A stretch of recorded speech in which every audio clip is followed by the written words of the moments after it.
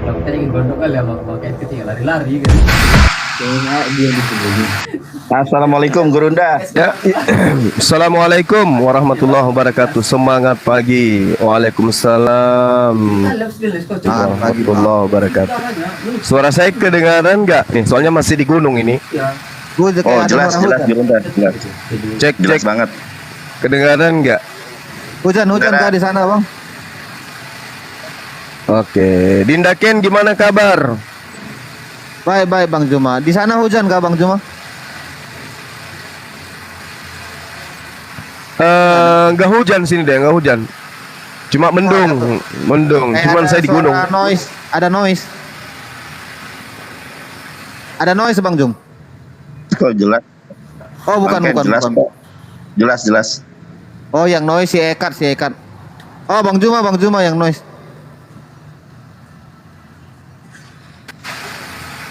Ya, Bang Juma yang noise.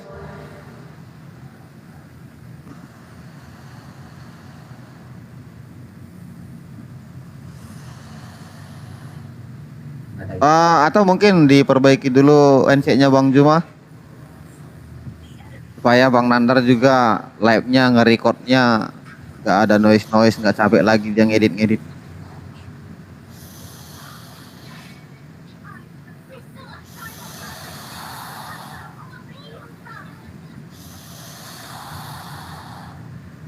Ketika tadi Bang Juma nggak ada naik, banyak yang request. Ketika Juma naik, hilang yang request. Gimana ini, guys? Dia mau masuk. Enggak nanti pakai ini. Yang tebal dan sakit nih di band-band aja aturannya. Edit itu kan tebal tapi sakit ya kan? Halo, Ino Manik, Andi. Pakai inspir pula itu. Kadang. Trot. Beneran merembet ya kayak. Oke, kita turunkan ya kalau nggak monitor. Bang Ekat, silakan.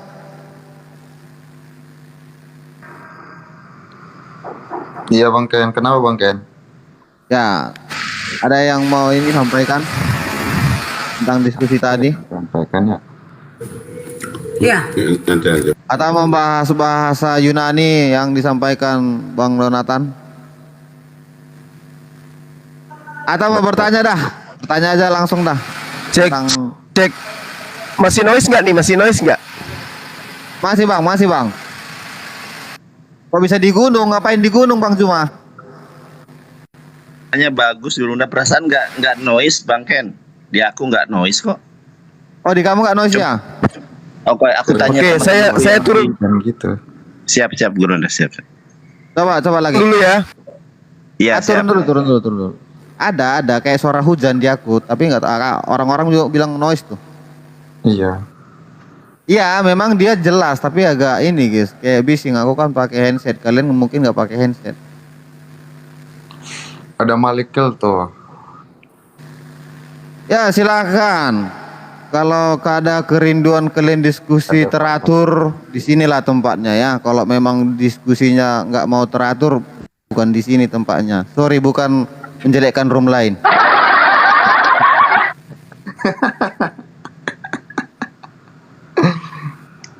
Ya memang kalau orang yang gaya-gaya TikTok kan di roomku susah guys. Di roomku ini memang harus dimonitor sepenuh hati ya, sepenuh kasih. Iya, sampai Tidak ada pembiaran di sini ya, tidak ada pembiaran. sampai mobil begini, rokok keluar pun. boleh saya bertanya kepada Nandar dulu? Saya bertanya kepada Nandar, bro. Oh, Yonandar setuju mau ditanya? Oh, mungkin bisa lah, pastilah. Tadi kan dia juga udah bertanya. Bisa bro Nandar? Ya. Bisa bro? Bisa Ya silakan. Oke, saya bertanya. Mulai dari dulu walaupun di YouTube saya tidak pernah memahami Quran Anda, hadis Anda pun saya nggak pahami. Tapi sebagai saya orang Kristen saya hormati itu yang Anda imani. Orang Muslim pun saya hormati. Hanya saya sebatas bertanya. Sering saya di waktu di YouTube pun saya sering bertanya ini. Saya masih belum bisa saya pahami dan belum bisa saya dapat saya pikirkan dan nalar saya untuk itu. Tolong jelaskan. Pernah saya dengar, pernah saya baca, dimanapun saya kurang paham. Kalau nggak ada itu nanti tutup. Gimana caranya, maaf ya kalau anda salah luruskan, sinungkar nangkir bertanah di alam kubur. Tolong jelaskan dulu.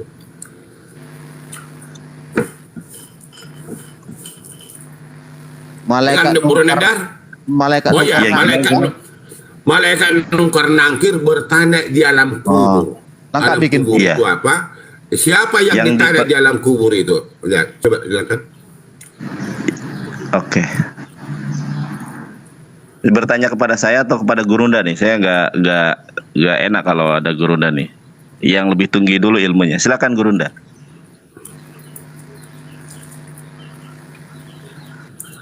Kayaknya Bang Juma delay, noise, dia di luar ini. Dia pakai data. Iya, iya. kota. Bagus. Suaranya bagus kok. Ya udah langsung aja dulu Bang Yonatan. Bang Juma lagi bergumul Ya. tentang Enggak ini. Bang, apa namanya itu? Opung Pipo bertanya tentang malaikat mungkar nakir gitu. Iya. Saya bertanya bagaimana nungkar nangkir bertanya di alam kubur. Siapa yang ditanya? Apa yang ditanya di alam kubur? Iya. Oke, di alam barzah ya. Setelah kematian itu nanti ada alam barzah. Ingat alam barzah itu bukanlah kuburan ya. Jadi itu alam goib gitu ya. Ketika seseorang itu mati, maka akan ditanyai oleh malaikat mungkar dan nakir itu. Nah, siapa yang ditanyai adalah umat atau manusia yang ditanya itu. Pertanyaannya adalah marrabbuka, siapa sesembahanmu? Kemudian man nabiyuka, siapa nabimu? Man imamuka, siapa imam kamu? Begitu. Apakah pertanyaannya ini dalam bahasa Arab? Ya, itu kan hadisnya dalam bahasa Arab. Kalau Pak Pipo orang Batak ya ditanya dalam bahasa Batak. Begitu. Ada lagi? Sudah? Wallahu a'lam bishawab. Baik, alam beda begini. Saya hanya bertanya bro, di alam kubur, di alam barzah, bisa dibedakan kira-kira di mana alam barzah ini, di mana alam kubur ini? Alam barzah itu ya alam kubur, Pak. Yang namanya alam barzah itu adalah alam setelah kita mati, menunggu hari kiamat, menunggu kebangkitan, hari kebangkitan. Misalnya Pak Yang Pipo ditanya, atau yang ditanya apanya? Yang ditanya apanya, bro? Kan tadi sudah saya jawab. Kan Pak Pipo tanya, tugas malaikat mungkar dan nakir itu tanya. Tanya apa? Marrabbuka, siapa Tuhanmu? Man nabiyuka. Ya, maaf ya, bro. Yang ditanya adalah umat manusia, Pak. Mayat itu ditanya. Iya. Rohnya, Pak, yang ditanya, Pak, kan saya sudah bilang ke Bapak. Sebentar dulu, saya mau tanya nih monitor Pak Penghujat, ini bukannya Pak Arios Aritonang ya? Betul Laiku, parah, betul sekali. Kenapa kayak gitu namanya Pak? Ya tidak apa-apa, sekali-sekali perubahan. Biar Nah, cepat tadi naik. Soalnya kalau nama biasa gak cepat naik, dinaikin. Kan kita pengen ngobrol santai. Tapi aslinya bukan Penghujat ya? Bukan, kalau gini kan gini lah. Kalau kita di Indonesia ini kalau namanya aneh kan cepet naik kan. Kalau nggak ada yang naik, pengen ngobrol saya, nggak ada kerjaan. Ya karena aku lihat foto Bapak, aku udah kenal Bapak makanya aku naik. Bang Juma, gimana kabar guys? Oke, bentar dulu Pak, biar dilanjutkan mereka. Silakan. Soalnya banyak yang taping tadi, kok Penghujat dinaikkan katanya. Nah, yang ditanya tubuh yang di alam kubur, yang di kuburan ini atau rohnya? Apakah memang ada di alam kubur itu roh atau mayatnya? Boleh lebih spesifik barangkali Nanda? Saya sudah menjawab ya. Saya sudah menjawab dan perlu diketahui di dalam Islam itu ketika ditanya sesuatu harus sesuai dengan ilmunya. Kalau kita ilmu pengetahuan kita marrobuka man nabiyuka ya itu saja. Kalau lebih lanjut saya tidak mau berasumsi. Ingat, saya tidak mau berasumsi karena yang saya dalami yaitu adalah Biblos Alkitab ya. Jadi masalah itu sudah saya jawab dan sudah mewakili apa yang disampaikan atau ditanyakan oleh Pak Pipo. Apa yang ditanya marrobuka man nabiyuka itu di mana alam barzah? Apa alam barzah itu? Adalah alam setelah kita mati menunggu hari kebangkitan, menunggu hari kiamat, itulah alam barzah. Kalau Pak Pipo misalnya seorang Kristen ditanya marrobuka, Robbi Yehoshua Hamasya, yang ditanya mayatnya kah, rohnya kah, jalan saya tanya bro. Ya, Pak Pipo yang ditanya di alam kubur itu mayat kah atau roh kah, apa yang ditanya di alam kubur itu yang saya tanya bro. Iya, rohnya lah. Berarti hidup rohnya itu di alam kubur. Ada rohnya itu di alam kubur? Yang namanya roh itu Pak, itu kan roh. Aduh, si Pak Pipo ini gimana sih? Aku bertanya bro. Yang mati itu kan jasad kita, tubuh kita Pak. Kalau roh itu nggak mati Pak. Oh jadi roh itu di alam kubur ditanya? Gitu kira-kira? Di alam, kan udah dijawab. Ya gimana sih Pak Pipo ini? Di alam barzah. Iya, lebih pasti. Yang ditanya di alam kubur berarti ada mayat, ada roh. Berarti ditanya roh di situ di alam kubur. Oke, saya kalah lah kalau menghadapi Pak Pipo. Jujur saya nggak bisa lah. Saya kalah, saya nyerah lah kalau menghadapi Pak Pipo. Bukan atau enggak bro, maaf saya kata. Iya. Bro, jujur. Kalau masalah tentang roh. Iya, makanya Pak Pipo, Opung Pipo, iya baik. Kalau masalah roh yang pandai, yang lebih paham tentang alam barzah, tentang nanti hari kiamat itu Pak Pipo. Satu-satunya Pak Pipo ini yang dapat memukul telak saya. Jadi memang Pak Pipo luar biasa. Dari tadi juga pemaparannya sangat fantastik, sangat luar biasa. Terima kasih ya Opung, mudah-mudahan nanti bisa open cam ya. Makasih bro Nandar, makasih bro, makasih banyak. Oh ini Mas Nandar ini yang menghargai orang tua gitu, tidak apa-apa. Kalah tidak apa-apa Mas Nandar ya. Makasih kalah saya. Pak Pipo ini luar biasa ilmunya ya.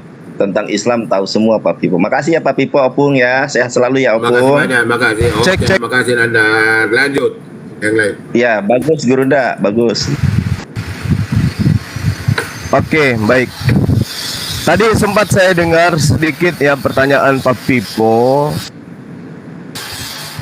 bahwasanya di alam barzah itu kan alam yang berbeda dengan kehidupan kita di dunia. Jadi tidak bisa ditakar dengan kehidupan biologis. Tapi apakah kemudian di alam barzah itu hidup? Hidup. Di alam barzah itu hidup. Tidak mati orang di alam barzah itu. Di alam kubur itu orang nggak mati. Bahkan di dalam Islam diriwayatkan dalam hadis Ahmad, riwayat Ahmad, bahwasanya wahai manusia, berlindunglah kalian dari siksa azab kubur. Sesungguhnya azab kubur itu benar-benar ada. Artinya bahwa di alam barzah ini itu ada kehidupan Pak. Ada kehidupan. Pola kehidupannya ya kita nggak bisa menjelaskan secara detail karena kita belum ada di sana. Layaknya ketika kita di rahim, kita tidak bisa menjelaskan kehidupan yang ada di atas muka bumi. Yang bisa menjelaskan itu adalah mereka yang sudah berasal dari sana. Kalau Anda mau tanya itu ya silakan Anda cari mayat hidup, tanya ke sana. Jadi di dalam hadis riwayat muttafaqun alaih, seorang muslim apabila mereka kemudian ditanya tentang 2 kalimat syahadat. Itu yang perlu Pak Pipo pahami. Nah ini saya kasih referensi supaya Pak Pipo itu paham bahwa di alam barzah itu ada kehidupan. Di dalam Yohanes 5 nomor 28 Pak Pipo. Sabar Pak Pipo, sabar. Sabar Pak Pipo, sabar. Kamu ngomong dari tadi, udah selesai. Ya, nanti. Pak Pipo sabar. Kita kan ditanya ini Pak Pipo. Kami kan yang ditanya. Udah paham. Saya katakan Bang Juma diam. Dengar dulu. Bung, bentar. Kasih aja sedikit lagi nanggung. Iya, gitu. Jadi gini, alam barzah itu alam pembatas antara dunia dan juga alam akhirat. Dia berada di tengah Pak Pipo. Kehidupan apakah ada di sana? Ada Pak Pipo. Anda boleh baca di dalam Yohanes 5 nomor 28. Janganlah kamu heran akan hal itu, sebab saatnya akan tiba bahwa semua orang yang di dalam kuburan akan mendengar suaranya. Di dalam kuburan orang mendengarkan suara Pak Pipo. Yohanes 5 nomor 2. 28. Tapi kita tidak bisa rincikan baik Al-Quran maupun di Bible seperti apa kehidupan di sana. Kenapa?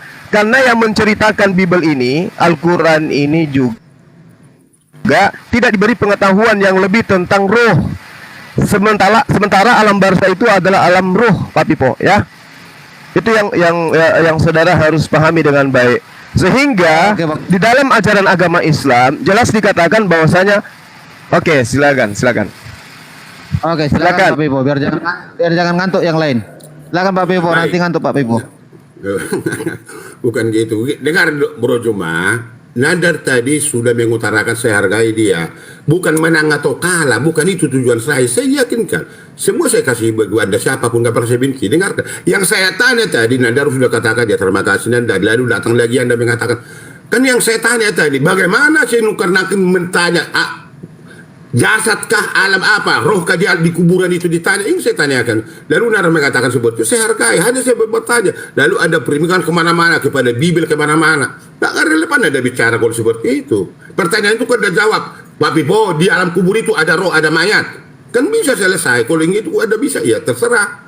Hanya saya bertanya, tidak pernah menyimpulkan, saya katakan. Jadi kau bawa kemana-kemana, bukan itu tujuannya. Yang ditanya di alam kubur orang mati, apakah ada mayat itu ditanya atau rohnya di dalam kubur itu ada? Kalau alam barzah itu, kalau Anda tahu di mana alam barzah itu, bilang berapa alam barzah itu, di mana? Kan begitu. Kalau memang itu, ya hanya saya bertanya. Dan itu udah tutup karena Nadar pun sudah saya hargai, saya pun dihargainya. Anda jangan kau gitu lagi itu, yang lain kita bahas lagi. Kau udah selesai tadi, bro. Supaya bagus. Berarti udah dapat jawabannya ya Pak Pipo ya, antara mayatnya atau rohnya yang ditanya, udah ya? Itu dia. Oke, terima kasih Pak Pipo. Silakan Pak penghujat, namanya Pak Arios. Ada yang mau ditanya lagi kepada saya mau narasumber? tanya, ya hitungannya jujur ya. Saya mau tanya masalah surga. Kalau surga di kami Kristen cuma bernyanyi-nyanyi. Ya hitungannya saya kan manusia biasa Bang ya. Jadi cari yang enak lah. Kalau surga di Islam itu bagaimana Bang? Kalau di sini kan dikatakan setelah mati, kalau yang benar ya, jangan hitungannya kalau ikut Yesus masuk surga, tidak mungkin lah. Kalau becet kelakuannya nggak masuk surga, itu masuk neraka lah. Harus yang benar lah yang masuk surga kan. Kalau di surganya Islam itu bagaimana Bang? Kalau di kami cuma bernyanyi-nyanyi katanya gitu loh. Coba diterangkan dulu. Oke, silakan Bang Jonathan atau Bang Juma, Grunda. Iya, Oke. Baik. Suara saya kedengaran nggak? Aman. Gimana Jelas tadi? Bang, jelas Halo. Bang. Merdu sekali suaranya. Iya, baik.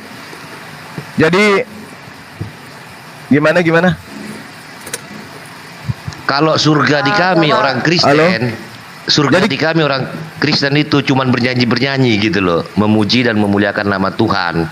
Kalau di Muslim di Islam surganya bagaimana, Bang? Gitu loh. Oke, baik.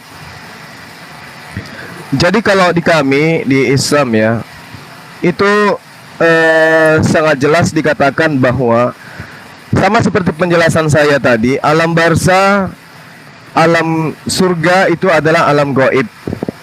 Kita hanya mampu kemudian mendeskripsikan ya alam ini tanpa kita menyatakan secara fakta, karena itu adalah alam yang belum kita temukan. Tetapi kitab suci berbicara tentang alam tersebut.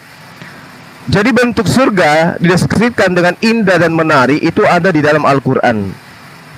Jadi gambaran surga dan segala kenikmatannya itu dapat ditemukan secara rinci pada beberapa ayat, seperti dalam surah Al-Waqiah, Ar-Rahman, serta ayat-ayat yang tersebar secara sporadik di dalam Al-Quranul Karim. Nah, sehingga kalau kita merujuk kepada Al-Quran, maka di surga nanti manusia Islam itu akan bersama dengan istrinya, bersama dengan anaknya, bersama dengan cucunya, keturunannya. Itu yang ada di surga. Dan mereka diperlengkapi dengan jasad. Dia adalah manusia utuh, manusia yang utuh. Hanya saja kebahagiaan, kenikmatan, kehidupan di dunia, ketika di surga nanti itu berlipat ganda kemudian. Berlipat ganda. Ya, kenikmatannya, kebahagiaannya, keindahannya, itu berlipat ganda di sana. Itulah surga penggambaran dalam ajaran agama Islam. Jadi ketika berbicara mengenai Islam, surganya Islam, boleh Anda lihat di dalam surah Al-Kahf ayat 14. Mereka itulah penghuni-penghuni surga, mereka kekal di dalamnya sebagai balasan atas apa yang telah mereka kerjakan di atas muka bumi.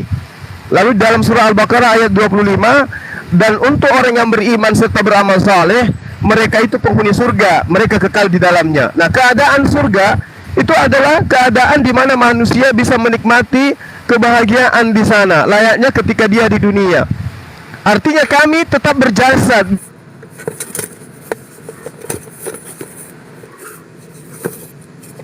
Sinyal hilang.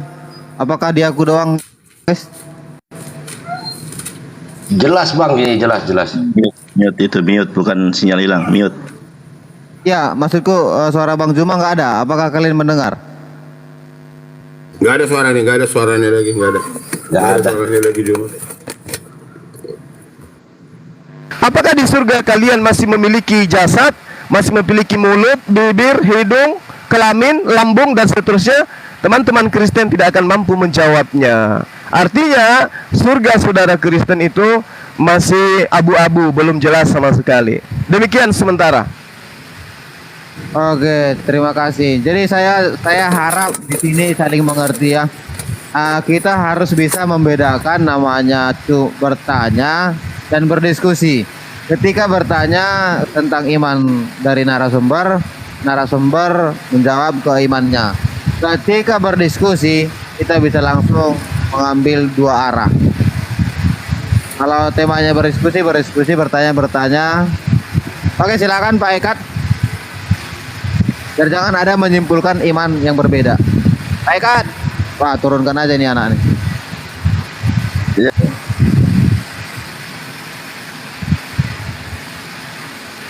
Ada lagi Bung, mau ditambah Bung?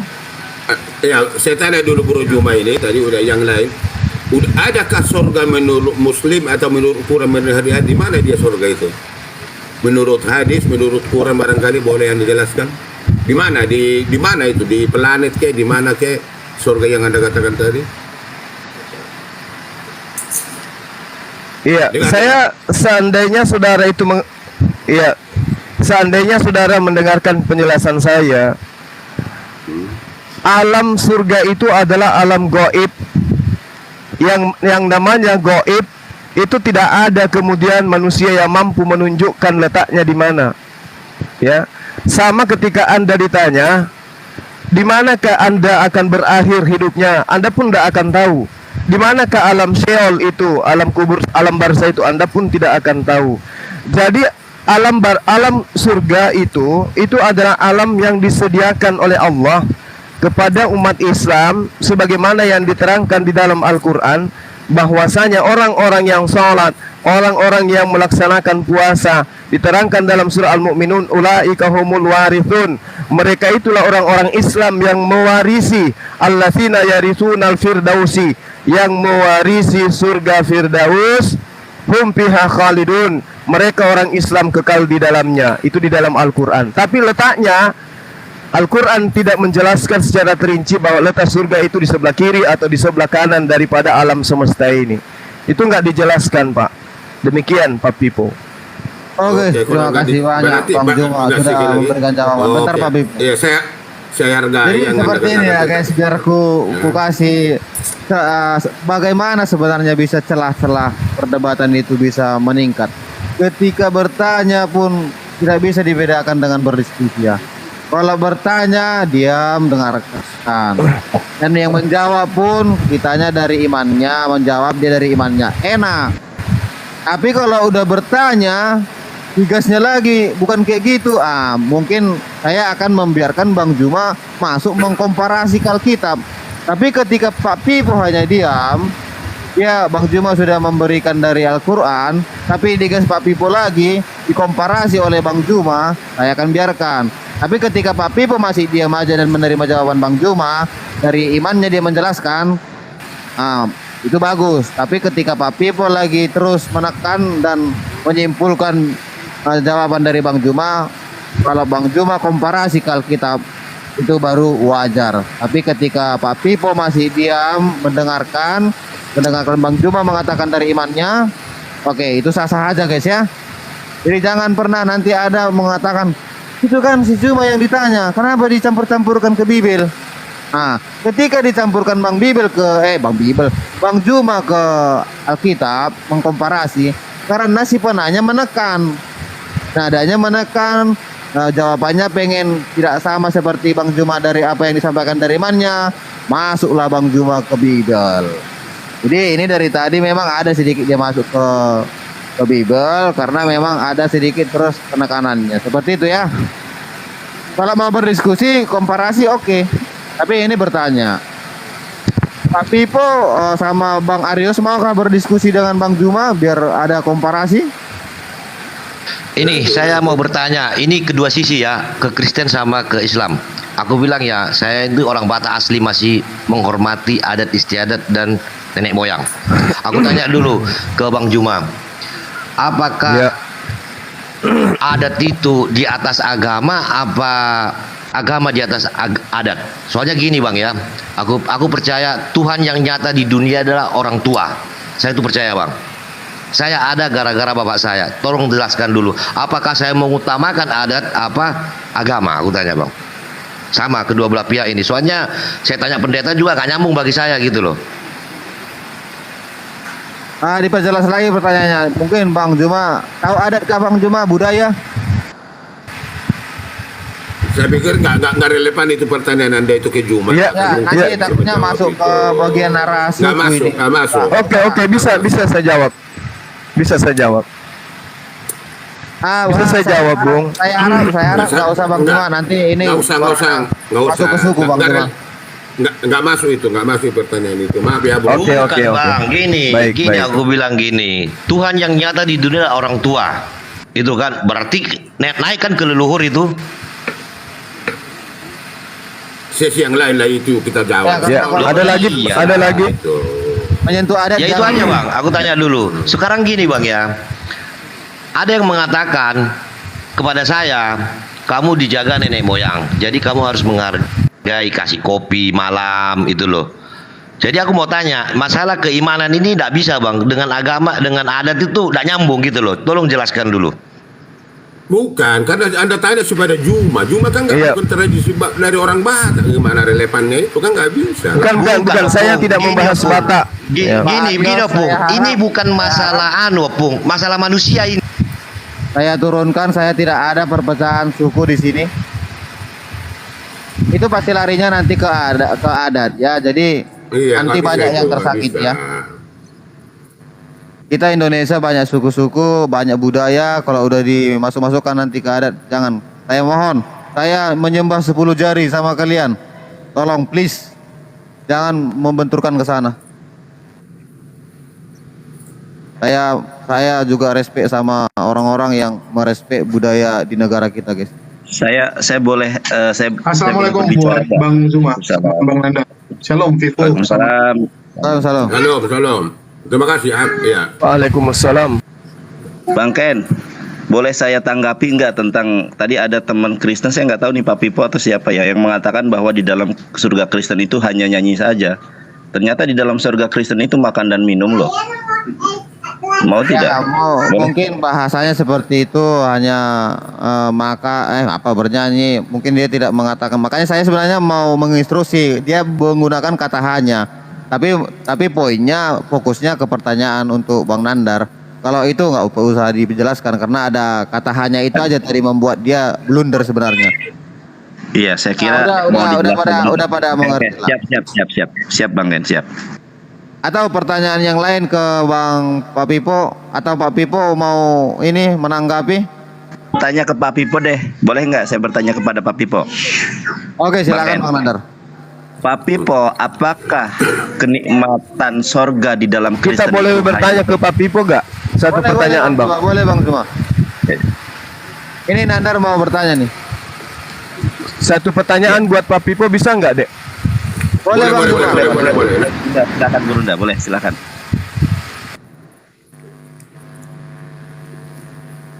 Tapi ini sinyal Bang Juma juga ini gitu. Kurang.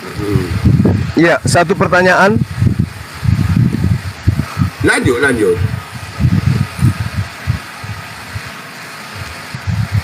Saya boleh bertanya ke Pak Pipo satu pertanyaan? Boleh Bang. Boleh. Lanjut. Ini sinyal dia guys ya. Nah, sinyal dia. Saya bertanya satu pertanyaan boleh ya? Silakan Bang Juma. Saya bertanya Pak Pipo satu pertanyaan boleh Pak? Boleh. Oke. Pak Pipo, saya ingin tahu apakah di surga nanti Pak Pipo bertemu dengan di surganya Pak Pipo nanti bertemu dengan orang-orang yang Pak Pipo sayangi, utamanya istri dan anak-anak. Itu aja, silakan. Silakan Pak Pipo. Baik. Kasih datanya, kasih ayatnya. Begini Bro Juma, kalau Anda katakan apa di surga nanti bertemu dengan istri dengan anak saya, bisa jadi bisa iya. Yang bersama dengan Yesus akan sama nanti di sana di surga. Ya, kalau dia sudah percaya kepada Yesus, tapi saya tidak bisa membawa istri saya ke surga, membawa anak-anak saya pun tidak bisa. Itu secara person. Bertemu. Bolehkah Pak. sama ya, iya, bolehkah kami nanti bertemu di surga? Pasti. Kalau saya percaya kepada Yesus, istri saya dan anak saya kepada Yesus percaya, pasti kami akan bertemu di sana di surga. Karena Yesus mengatakan, saya pergi supaya menyediakan tempat bagimu. Di mana saya ada, kamu pun berada. Saya akan datang kembali menjemput kamu yang percaya kepada saya, kepada Yesus yang percaya, pasti bersama-sama di dalam Firdaus nanti atau di surga. Itu jawaban saya. Ada ayat yang menguatkan Pak Pipo? Nah, di dalam wahyu panjang ayatnya, sementara itulah dulu. Nanti saya ambil kalau ayatnya terlalu panjang. Oh, oke. Dia menjawab dari iman langsung ya guys ya. Tapi sebenarnya belum ada datanya. Oke Bang Juma, udah dimonitor tadi Bang Juma ya.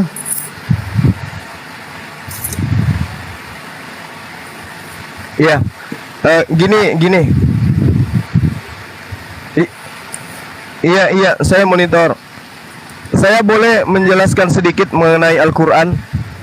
Oke, kalau Al-Quran silakan Pak. Kalau di Al-Quran itu dijelaskan, Bismillahirrahmanirrahim, Jannatu adnin yadkhulunaha wa man salaha min abaihim wa aswajihim wa zurriyatihim. Kalau di Al-Quran diterangkan, surga Aden yang umat Islam masuk ke dalamnya itu bersama-sama dengan orang-orang yang soleh dari bapak-bapaknya, istri-istrinya, dan juga anak-anaknya serta cucu-cucunya. Itu di dalam Al-Quran surah Ar-Ra'd ayat 23.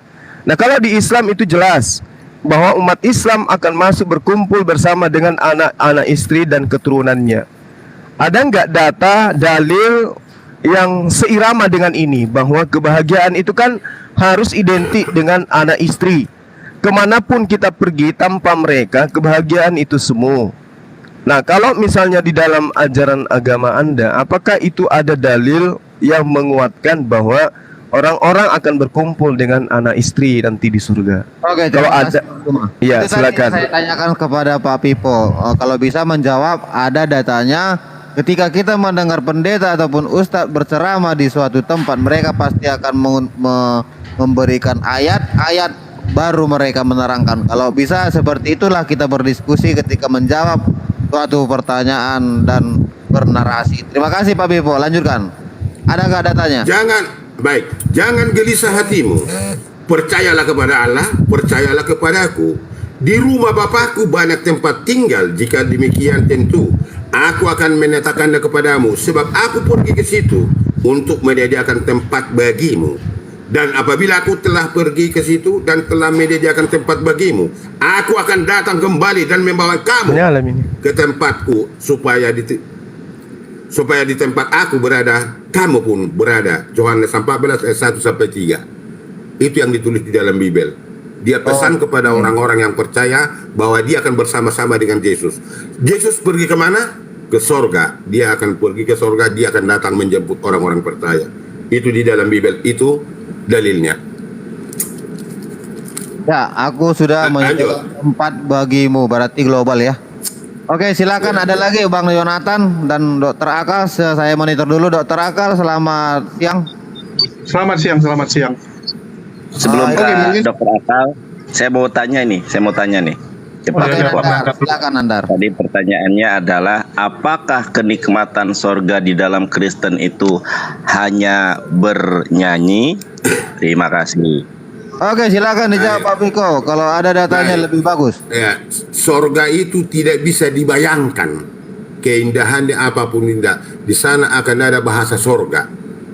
Karena secara manusia, secara pikiran alam manusia tidak bisa membayangkan sorga itu bagaimana. Tetapi itu di luar dunia ini, di luar kehidupan manusia, keindahannya apapun itu. Sorga tidak akan mempunyai dosa. Sorga tidak ada orang najis di sana. Dia sudah ditebus seluruhnya menjadi sama kekuasaan manusia semua di sana. Hanya sebatas itu yang saya tahu. Apakah ada datanya Pak Piko? Nanti ayatnya saya ambil, terlalu banyak itu ayatnya nanti. Oke, ayatnya menyusul ya Pak Nandar, mungkin tidak siap. Pak Dokter Akal, HMC. Oke. Julius ini kan? Iya ya. Oke, how are you bro? Bagus. Oke, aku nanya ke Pak Vivo ya. Ya. Boleh, silakan. Iya, jadi tumben nih Pak Vivo agak tenang. Jadi gini Pak Vivo, Anda mengatakan bahwa Enggak, kalau surga itu maaf dulu. Kalau mau saya maaf. Udah, jangan Jangan dipancing. Anda pun bisa Dokter Akal, Anda pun bisa saya gas. Udah, Ya. Pak Julius, silakan Nggak apa-apa. untuk kondusif, tolong dikondusifkan ya. Kita semua yang bisa mengkondusifkan situasi ini. ya kita senang lihat ya kan. Masa kita senang pun dimarahin. Jadi Pak Vivo, Anda mengatakan surga Anda itu segala kenikmatan ya tidak bisa kita bayangkan di dunia. Ya itu gambaran surga Islam Pak. Nampaknya Anda karena sering berdiskusi dengan umat muslim jadi tahu itu. Tapi yang ingin kita tanyakan, tubuh kemuliaan itu seperti apa? Apakah semua jadi satu gender? Kalau kita di dunia ini kan ada cowok, ada cewek, bahkan ada yang transgender ya. Kalau di surga itu seperti apa? Itu yang pertama. Terus kedua, menyanyi ya. Satu aja Pak Dokter Akal biar enggak Oh ya. Iya, nanti Oke, kalau kita bicara nyanyian, ya enggak biar sekalian. Kalau kita bicara nyanyi ini kan artinya ada suara gitu kan. Nanti kita ulang lagi. Nanti kita ulang lagi. Silakan Pak Pipo jawab. Apakah di surga nanti masih ada dua hal yang berbeda seperti jenis kelamin? Apakah dia ada laki-laki? Apakah dia ada perempuan? Itu poin yang saya tangkap. Silakan dijawab Pak Pipo. Kalau ada datanya silakan dikasih tahu. Baik. Di surga orang Kristen, Yesus mengatakan, sebagaimana dia naik ke surga, ingat, sebagaimana dia naik ke surga, dia akan turun sebagaimana nanti kedua kali. Seperti itulah manusia di surga. Ada laki-laki perempuan, pasti ada. Ada datanya Pak? Ada. Nanti saya ambil ayatnya. Ada. Nah, dan hidup dia seperti itu. Dan surga itu nanti sekarang dengar dulu. Putus Bang Jema. Putus. Dokter kali ini dulu saya katakan. Maka dia akan datang nanti. Surga itu akan di dunia nanti letaknya. Gimana? Mungkin datanya jangan nanti katanya Pak Pipo. Mungkin bisa sambil searching, sambil cari juga. Itu di dalam wahyu nanti saya cari dulu. Karena saya katakan, kan mengaku saya kalau nggak bisa. Tetapi secara garis besarnya, surga itu akan di dunia ini nanti. Akan itu turun kota Allah, Yerusalem baru, di Bukit Zaitun sekarang. Akan letak di sana. Pertanyaannya nanti bukan satu saat akan saya jelaskan kepada Anda berapa temboknya, berapa dindingnya, semua ada di situ lengkap. Tapi gunung tidak ada lagi. Karena itu sudah hancur pada kedatangan Yesus kedua kali. Oke, tidak adakah kalian satu imanku Kristen di bawah melihat Pak Pipo ditanya seperti ini mau membantu menjawab, memberikan data? Memang sungguh kejam satu imanku ini kejam. Enggak masalah. Itu Pak Pipo sendiri di bawah ya. Oke. Lanjut. Apa lagi? Memberikan data. Kalian simpan artinya pengetahuan kalian itu di bawah sampai kalian apa? Artinya cowok tetap cowok, cewek tetap cewek Pak Vivo ya. Wajahnya tetap sama Pak Vivo. Kalau wajahnya saya nggak ngerti, katakan, dengarkan baik-baik. Bagaimana Yesus naik ke surga, begitu juga lah nanti yang datang, bagaimana manusia ke surga seperti Yesus. Karena Yesus, Tuhan menciptakan menurut gambar dan rupa. Terputus hubungan, maka dikembalikan. Bagaimana Yesus naik ke surga, dilihat 500 orang mata, begitu juga dia akan turun, dan begitu juga nanti yang bersama dengan dia. Jelas ya? Iya, artinya nggak bisa dijelasin ya wajahnya tetap atau tidak ya. Bagaimana Yesus, enggak dengarkan, bagaimana Yesus naik ke surga, begitu juga dia akan datang. Begitu juga dia akan datang. Begitu juga manusia akan datang, nanti akan diubahkan. Enggak, kalau Supaya Yesus kita bagaimana? bicara agak bingung juga Pak Vivo. Kayak contoh gini ya. Sabar, Pak Vivo boleh Pak Julius, sabar, Pak Julius. Kamu yang bingung, jangan kamu katakan saya bingung, kau yang bingung. Oh, udah begini. Saya udah bilang tadi kalau memang mau berdiskusi bisa komparasi ya Julius. Ya, bisa kamu tekan-tekan kayak gitu. Kalau kamu tekan-tekan kayak gitu nanti ya memang Oke, siap. Sorry host. Bang Ken, sekedar Oke, usul boleh Bang Ken, lanjut? baik diskusi aja. Diskusi Boleh. aja Bang Ken. Jadi harusnya Pak Vivo memang dibener- diskusi gitu. biar komparasi, biar saling Udah, yang bertanya. kalau begitu, Ken, saya bertanya dulu kepada rekan-rekan saya sekaligus yang 3 inilah, saya tanya dulu, siapa yang menjawab terserah. Pak, ini mau Bisa? berdiskusi apa bertanya dulu lagi? Aja Saya diskusi bertanya. Pak Bang Ken. Cari aja Saya lawannya bertanya siapa. kepada di orang-orang, teman-teman enggak, Pak Vivo. saya bertanya dulu ke orang-orang ini, bisa? Kalau enggak dikiranya kita keroyok loh. Nanti Iya, Bang Ken makanya saya diserang bilang lagi. tadi, adakah Kristen Bagi di bawah saya, membantu enggak, bagi memberikan saya, data? waktu di YouTube pun saya sudah bersedia, sudah 8 orang pun pernah kayak gitu sama saya. Jangankan Ya. 3. Gimana? Tapi kan Anda? nggak ada, maksudnya YouTube. gini Pak Pipo, bentar Pak Pipo, biar saya ini ya. Ketika Pak Pipo diminta data nanti, maksudku di sini, kalau ada nanti teman satu lagi di atas yang bisa sambil mencari-cari datanya, langkah lebih elok itu loh maksudku Pung, bukannya memang Dengarkan data yang persis seperti yang data yang seperti yang dikatakan tadi boro-boro ini yang bertanya itu cara mesti persis, nggak akan ada. tidak mesti persis, yang penting dia memang alurnya ke sana gitu Pak Pipo. Udah saya katakan tadi, secara garis besar orang-orang Kristen itu cerdas. Secara bukan harus dikatakan itu secara mendetail, nggak gitu-gituan orang Kristen. Bibel pun nggak kayak gitu-gituan. Nggak gitu-gituan. Secara mendetail harusnya nggak gitu-gituan. Manusia ke surga, ya ke surga. Bagaimana dia naik? Seperti Yesus naik. Bagaimana dia tubuhnya, bagaimana dia akan datang kembali menjemput orang. Dan pasti akan sama seperti dia.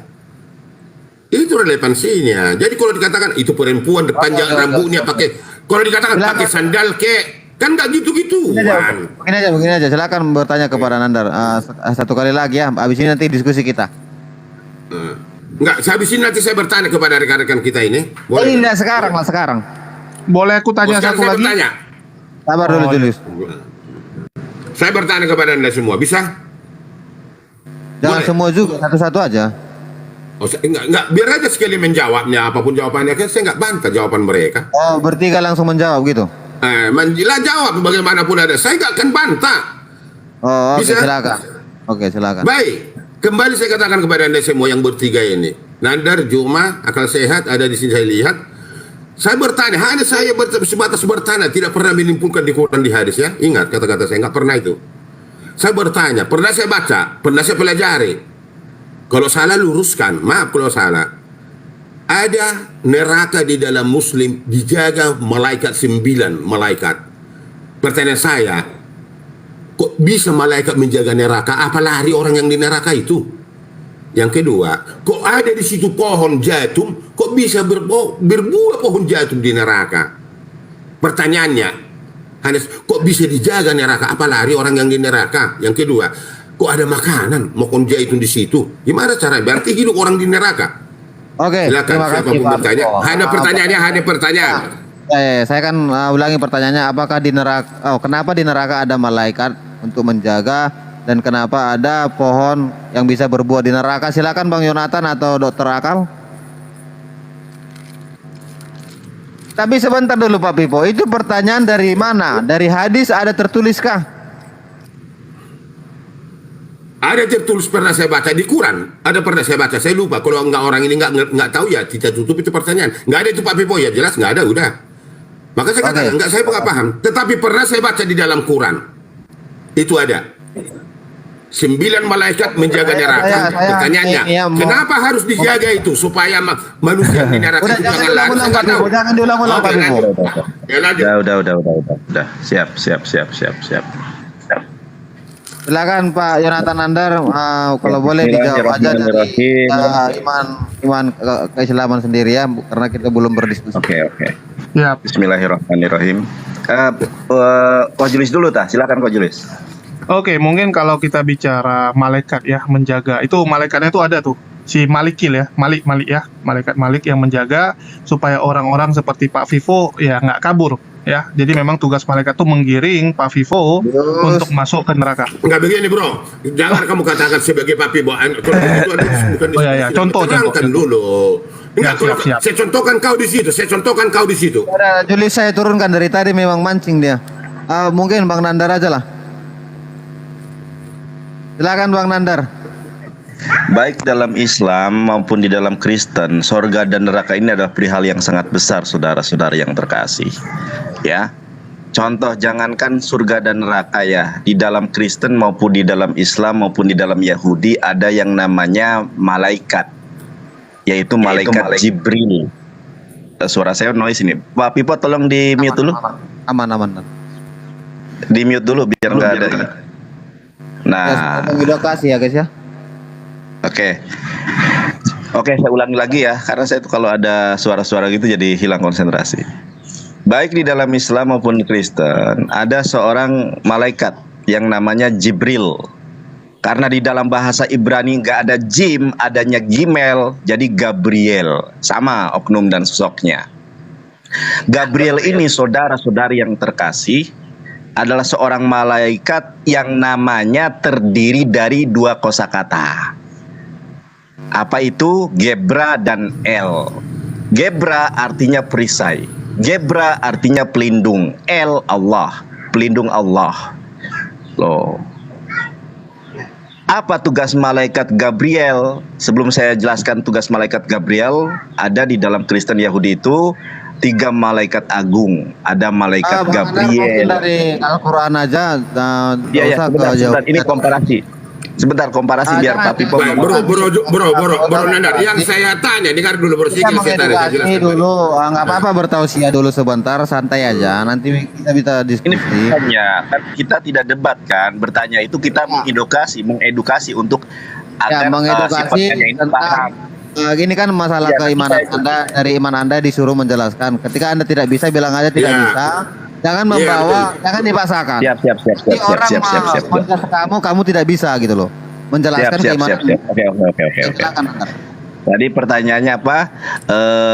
Apakah kenapa surga neraka dijaga malaikat di gitu ya? neraka itu ada malaikat sebagai penjaga, dan kenapa pohon ada di neraka berbuah lagi gitu maksudnya. Siap. Terima kasih. Bismillahirrahmanirrahim. Jadi setiap malaikat di dalam Islam itu jangankan penjaga neraka ya. Ada yang namanya malaikat sebagai pembawa kabar gembira, sebagai perantara antara Allah dengan para nabinya. Ada malaikat yang membagikan rezeki ada. Jadi Allah itu menyuruh ya. Ada malaikat yang menurunkan hujan ada. Ada malaikat yang mencatat amal perbuatan baik dan buruk ada, Rokib dan Atid. Ada malaikat yang menjaga alam barzah itu tadi, alam kubur, yang bertanya kepada arwah atau roh yang sudah meninggal, malaikat Mungkar dan Nakir. Hal-hal yang sepertinya menurut kita adalah biasa, ada malaikatnya. Pencatat amal ada. Surga dan neraka pun ada. Malaikat penjaga surga namanya Ridwan. Malaikat penjaga neraka namanya malaikat Malik, gitu kan? Ada itu sudah ketetapan Allah di dalam nas Al-Qur'an. Memang ada tugas-tugas malaikat yang salah satu di antaranya adalah penjaga neraka. Lalu di dalam neraka ada pohon, ada namanya pohon jakun ya, sebagaimana di dalam surat Al-Waqiah. Itu pohon yang menghasilkan buah yang berduri, yang buah berduri itu akan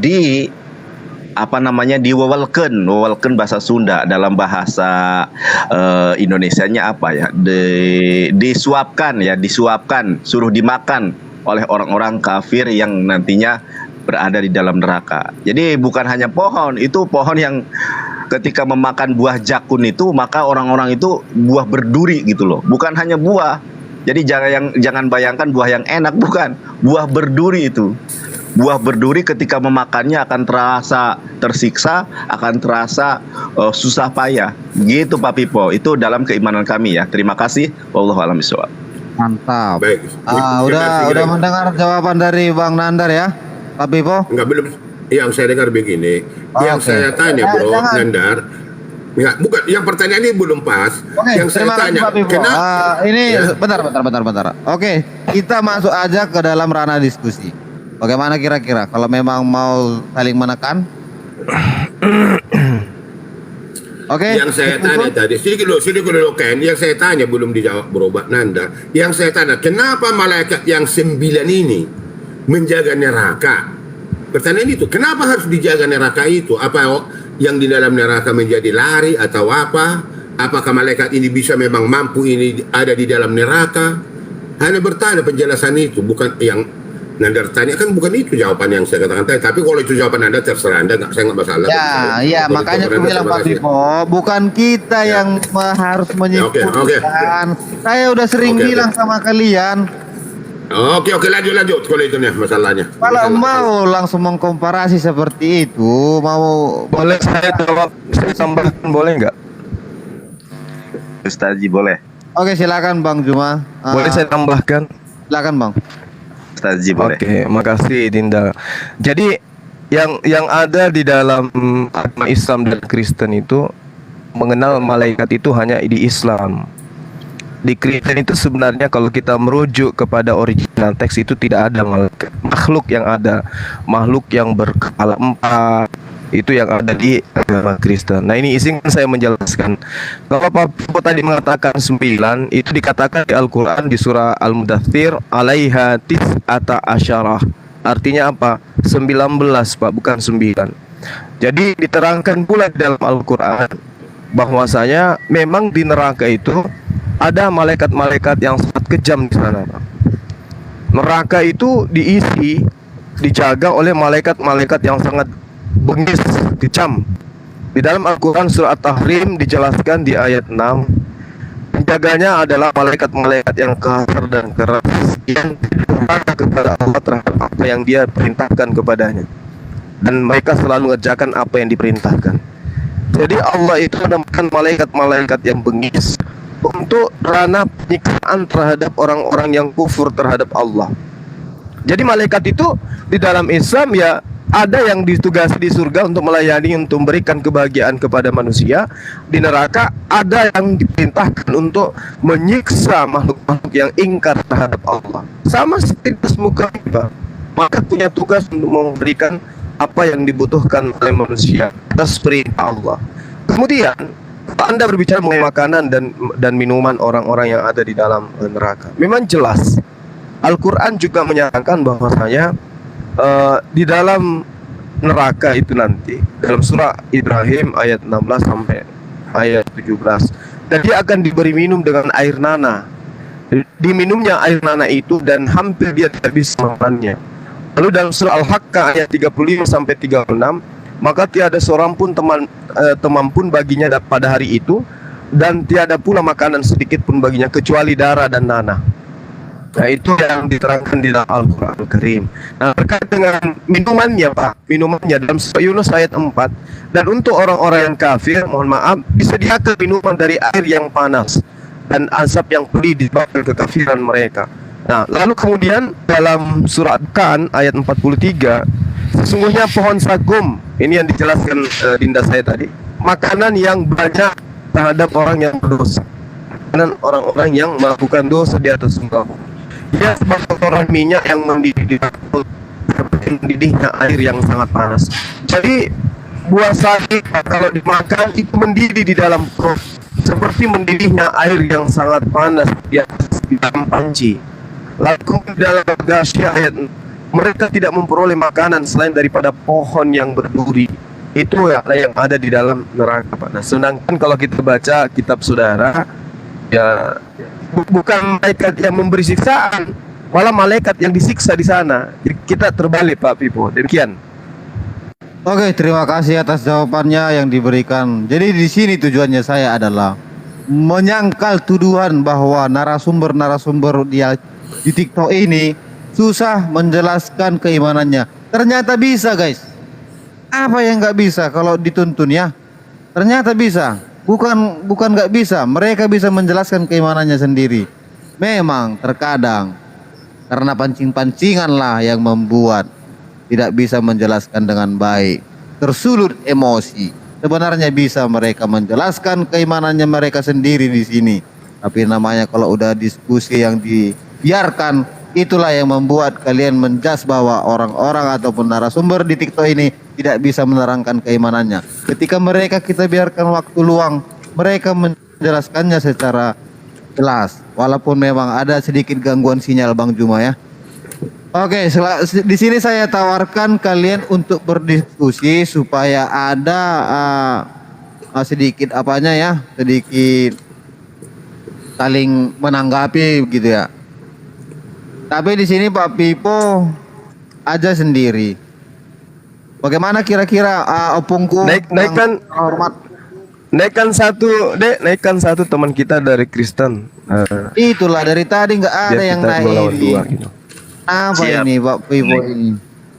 Karena kenapa? Karena kalau di room kalau kayak ada yang bisa menghujat. begini, kalau bisa naik. Tapi kalau nggak bisa naik, kok nggak orang Kristen yang lain tolong naik. Tapi kalau nggak bisa, ya saya siap kok menghadapi Kalau orang. 800 ini, 900 orang masa nggak ada yang membawa Pipo. orang. Pak Pipo, Ya. Pipo kalau cuma modal dalil nanti ya anak kecil juga bisa. Dialog itu Nggak, memberikan edukasi dengan jangan data. gitu kok, Jangan cuma ngomong. nanti. Enggak, begini, Yang bro. sampai Kau katanya bicara. 2 hari sebelum kiamat Bapak belum serahkan juga kan percuma kita dialog. Bukan. Gitu, bukan, Pipo. bukan. Jadi baiknya kita ajak teman-teman Kristen yang lain Ya, untuk berdialog iya, sama Pong. kita. Jangan langsung Udah baper, saya Pong ya. udah dengar. Bukan baper, saya nggak pernah baper di TikTok, di YouTube pun saya nggak pernah kayak Nggak, gitu. nggak, memang Udah begini, saya Bang. katakan, Bung, selangkah ketika saya nanti- tidak pernah mundur dari Bible, dari Alkitab saya. Ya, Kalau Bung, ada biar- Kristen yang biar- masuk, biar ya ada silakan, nanti yang- baik. Yang on cam Iya. gitu, Pong. Yang on cam data. Oke, baik. Enak. Iya, baik. Itunya maksud Jangan kami, kita bukan- gitu Anda katakan. Saya nggak pernah takut dari Bible dan Quran. Udah. Bang Juma jangan ditanggapi. Tapi Anda jangan katakan seperti framing seperti itu, Bro. Karena itu bisa saya Udah. balikan kepada Anda. Kita kan diskusi udah elok kan dari sama Nandar tadi. Udah. Kalau ada Kristen yang naik ya silakan, makasih. Naik rekan-rekan saya Kristen. Kan nggak saya Ya, ngomong. gitu. Tapi bukan ini- berarti saya nggak. ada ini si Ekat, tapi dari tadi dia mute doang di atasnya. Saya berarti bukan nggak bisa menghadapi Anda. Oke, Ekat, bisa mengikuti perdiskusian ini yang Oke, sehat, oke. yang sehat tapi. Oke, saya berharap tugas kamu di situ ya ketika Pak Pipo menjawab dan kamu langsung aja membuka di situ ayat-ayat Alkitab gitu ya, biar Pak Pipo menjelaskan. Boleh? Oke. Anda begini kan ada satu mungkin kan boleh. Kalau orang rekan-rekan Jonathan atau Juma pun mengatakan harus begini dia secara otentik yang dikatakan pertanyaan tertulis itu mungkin nggak di Alkitab, nggak ada. seperti Iya, otentik yang penting seperti ada itu. datanya Pak. Ya nanti ketika Bapak memberikan. Datanya itu harus paling tidak ada referensi untuk itu. Iya, makanya nanti begitu Bapak mau mengatakan ayat yang ini. Biar nanti saya yang buka referensinya, Pak. Oke, silakan. Silakan. Temanya apa nih? Kita angkat nih. Pak Pipo, saya tanya pertama, apa temanya yang mau kita angkat hari ini? Dia yang dua ini menentukan apa untuk temanya. Oke, mungkin Bang Nandar dan Bang Juma, apa tema kita, Bang? Iya tadi aja Ya, terkait dengan kasih sayang, apakah kita itu bersama dengan keluarga nanti masuk ke dalam surga bersama dengan istri dan Bang Juma, anak-anak? suaranya Dan percuma putus-putus, Bang Juma. masuk surga kalau anak istri tidak. Iya, Begini aja, percuma Bang. kita Begini masuk aja, Bang. surga kalau misalnya anak istri tidak ikut Putus, bro. akan. Bang Juma, putus-putus suaranya Bang Juma. Begini Dikondisikan aja dulu, kan, Bang. begini aja gimana kalau begitu lebih baik. Surga dan neraka menurut Muslim, surga dan neraka menurut Kristen, gimana? Mungkin Nandar bisa menjawab. Monitor. Surga dan neraka. Andar. Nah, Ya, kita bahas dulu surganya, baru nanti langsung ke kedua, ke neraka. Ini neraka dalam perspektif gimana? Ya, mau Ustaz, prolog Gurunda Juma aja deh. duluan ya. Setuju ya, prolog duluan ya. Dipastikan dulu Gurunda Jumanya sepakat apa enggak. Kalau saya sih ngikut aja. Tapi kayaknya saya rasa Bang Juma untuk saat ini tidak bisa mengikuti karena sinyal dia loh. Maksudku gini, biar jangan sia-sia juga nanti Bang Juma menyampaikan tapi tidak jelas suaranya gitu loh. Iya, betul. Putus-putus nggak jelas suaranya kan, nggak Banyak yang kita, taping, kasihan kita. percuma nggak ada, percuma nanti putus-putus katanya tuh. Bang Juma mungkin pindah ke gunung yang lebih tinggi lagi. Jangan, nggak usah digitukan lebih tinggi. Nanti manjat di ke gunung gimana? Ke pohon nggak usah lah gitu. Nah, dia kan tadi lagi di gunung katanya. Iya, nanti jadi panjat di ke pohon jatuh lagi kan nggak bagus, nggak usah lah katanya itu. Nggak mungkin lah. Ya mana tahu. Bang Juma monitor, tolong sinyalnya dicoba lagi monitor Bang Juma. Sinyalnya nggak bagus dia. Kalau ganti yang lain dulu, mana kalau muslim satu lagi barangkali. Atau Bang Juma menyimak dulu nanti kalau memang udah bagus sinyalnya bisa langsung masuk. Temanya tentang surga dan neraka Bang Juma ya, monitor. Iya betul. Nggak monitor guys, tengok lah. Iya katanya. Nanti kalau udah sinyalnya bagus, kami bilang bagus ya. Kalau belum ya tetap kami bilang belum. Oke, Nandar, prolog pertama dari keislaman. Apa yang sudah kamu dapatkan selama ini kamu pelajari dari Islam tentang surga dan neraka, silakan prolognya. Waktunya saya berikan 5 menit apa 3 menit guys, viewer. Oke, ada yang menjawab 3 menit. Oke, 3 menit. Oh, kalau Pak Pipo jujur saya nyerah kalau menghadapi Pak Pipo, benar. Sumpah saya nyerah. Ada enggak yang lain? Bang Ken. Maksudnya Bang nyerah Ken. gimana? Nyerah saya kalah kalau sama Bang Pipo, Pak Pipo. Iya ya, gimana ya? Sementara Udah gini aja Ken, Udah gini aja Ken. Ada saudara saya Ahad, makasih Nandar. Kita bukan untuk menang atau kalah bro. Maaf kata-kata saya kalau ada menyinggung perasaan Anda. Baik Juma.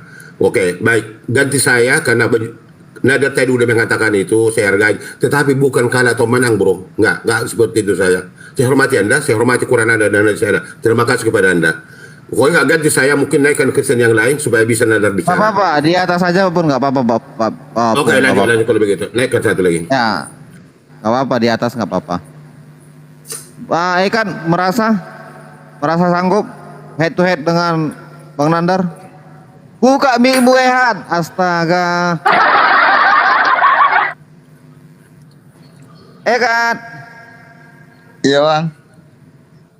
Kenapa masih di atas kau udah gemetar sama bahasa Nandar? apa? Pegang dulu jantung, aman jantung. Aman masih berdetak bang. Masih berdetak jantungmu kan? Masih duduk di samping si Nandar udah gudu gitu ya. Mana Yang ini? penting berdetak bang. Iya, membuka moodmu aja, mic aja susah ya guys ya. Kalau nggak sanggup jangan kau request naik. Nanti kau jadi bulan-bulanan di sini.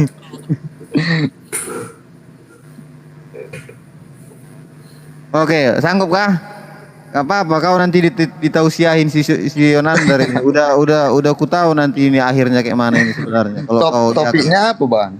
topiknya tentang surga dan ini, surga dan neraka menurut Kristen dan Islam. Oh, ya lebih ke diskusi aja sih. Iya, memang diskusi nih. Gak debat. Ya diskusi. Kalau mau begini rasa bro, saudaraku. Karena saya sudah memang Nandar katakan kalau Pak Pipo saya nggak sanggup akan tahan maaf katanya. Dan Nandar pun udah saya maafkan, bukan kita atau menang atau kalah, tapi dia udah katakan itu, maka ya nggak apa-apa Anda hadapi dulu lah, ya. Iya. Coba lah. Kalau saya sanggup, berapa orang? Kalau saya Pak Pipo sanggup, berapa orang pun saya hadapi. Udah saya katakan. Kapan Saya lagi? dari kitab. Nggak pernah saya mundur selangkah pun itu. Ya, udah lang. Tapi Berarti nggak ada. saya, saya hargai Tapi aku Anda, nggak saya hargai sahabat berdebat, saya. Pak Vivo, lebih ke Oh, diskusi oke. aja. Saya hargai Anda saudara saya, kita satu negara menghargai Anda sebagai Aduh, dari Muslim. tadi ini basa-basi Dan terus saya ini. hargai Anda. Nggak ada yang mau lanjut ini diskusi nanti. Nggak naikkan Kristen yang lain dulu lah kalau begitu. Kayak naikkan Kristen yang lain.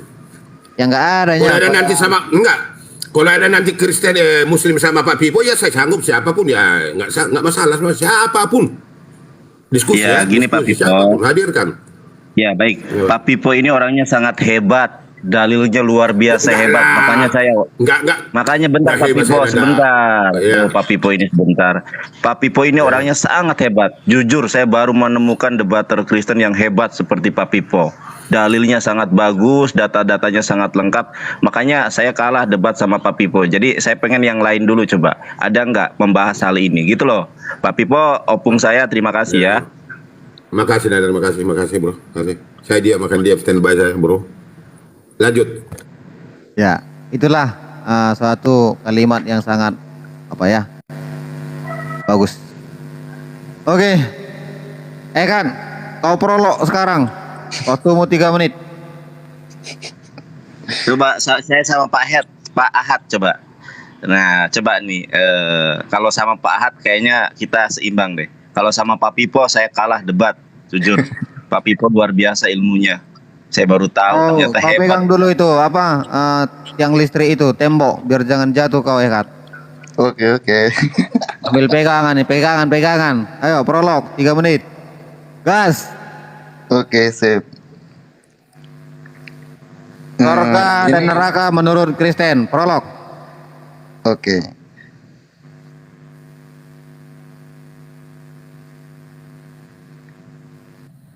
Firman Tuhan menjelaskan mengenai surga dan neraka. Surga adalah tempat Tuhan bersemayam. Itu tertulis di Mazmur 2 ayat 4, Mazmur 11 ayat 4, Mazmur 115 ayat 3. Surga juga merupakan tempat yang disediakan Tuhan Yesus Kristus bagi pengikutnya di Yohanes 14 ayat 1 sampai 4. Dan neraka merupakan tempat yang disediakan Tuhan bagi setan dan pengikutnya di Matius 3 ayat 12 dan Matius 25 ayat 41.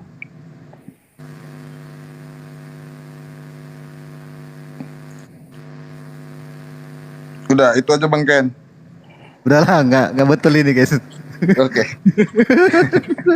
Udah, singkat padat aja. udah. Ganti yang lain guys. Aku nanti jadi kita yang kena masalah. Tiba-tiba kena serangan jantung di rumah.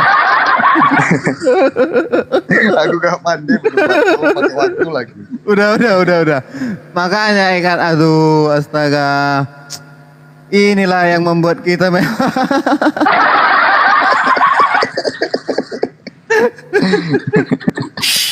cek. Bagus. Udah, bantawan Gerunda. Lanjut. Silakan. Oke, Gerunda aja rekan sama teman Pak kita, Pipo. rekan Ini teman adalah kita.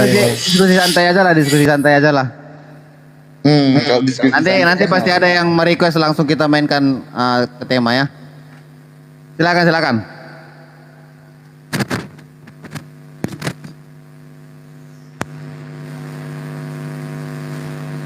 siapa nih Bang Ken? Tadi aku udah. Udahlah, berhentilah itu. Silakan aja lah. Gerunda Juma katanya mau bicara itu. Ya, silakan Gerunda. Iya, baik. Jadi kalau di Islam itu Al-Quran menerangkan Bismillahirrahmanirrahim. Qala dakhulu fi ummami qad khalat min qablikum minal jin wal ins finnar. Kullama dakhalal ummatu la'anat ukhtaha. Jadi diterangkan dalam Al-Quran tentang neraka. Allah berfirman, masuklah kamu ke dalam api neraka bersama golongan jin dan manusia yang telah lebih dulu dari kamu.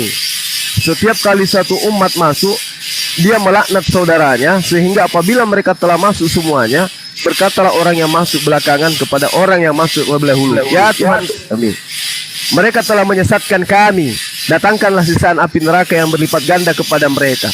Allah berfirman, masing-masing mendapatkan siksaan yang berlipat ganda, tapi kamu tidak mengetahui. walakin la ta'lamun. Itu yang diterangkan di dalam Al-Qur'an. Terkait surga, Allah Subhanahu wa taala di dalam surah Ar-Rahman ayat 46 mengatakan waliman khafa maqama rabbih jannatain. Dan bagi siapa yang takut akan Allah, akan saatnya menghadap kepada Allah, bagi mereka disiapkan 2 kali lipat kenikmatan surga. Ini yang diterangkan oleh Al-Qur'anul Karim. Jadi di dalam Islam, surga itu diperuntukkan kepada orang-orang yang beriman. Makanya tadi Bang Juma, maaf saya salah, ada suara Ya. dari itu ya, sakit kuping Bang. Oke, silakan ditanggapi aja dulu, silakan. Oke, maaf ya. Oke, silakan mau ditanggapi Bang Ekat atau ditambahi Nandar dikit lagi. Saya tah. Ya, boleh ditambahi apa yang disampaikan Bang Juma. Ada gerinda di tempat Bang Juma. Mungkin lagi Oke. ini. Bentar, saya boleh diperbesar ke layar saya. Tadi Guru Juma sudah menjelaskan tentang surga ya. Tentang neraka ya. Oke, saya sedikit aja. Boleh layar saya diperbesar, Bang? Boleh. Banyak. Oke. Oh, ini tentang surga kita ya masuk ya. Iya, enggak. Jadi masalah surga dan neraka ini sebenarnya sangat luas sekali ya pembahasannya. Gitu. Sebentar, kok aku nggak bisa memperbesar guys? Kenapa ini? Loh, tadi bisa diklik aja gambarku. Sinyalku kah? Enggak tahu. Aku aja yang bisa Nandar. Dia nggak ada pilihannya. Bisa enggak? Loh, kok bisa gitu sih? Emang lagi error TikTok ini ya? Nggak ada pilihannya Oke, di aku. Aku bacain aja deh. Ya, aku bacain ya. Aku tutup cam aja deh biar sinyalnya bagus. Ya bacain aja dah. Quran surat Al-Mu'minun ayat 1 sampai 11. Sungguh beruntunglah orang-orang mukmin, yaitu orang-orang yang khusyuk dalam salatnya, orang-orang yang meninggalkan perbuatan dan perkataan yang tidak berguna. Orang-orang yang menunaikan zakat, orang-orang yang menjaga kemaluannya kecuali terhadap istri mereka atau hamba sayang mereka.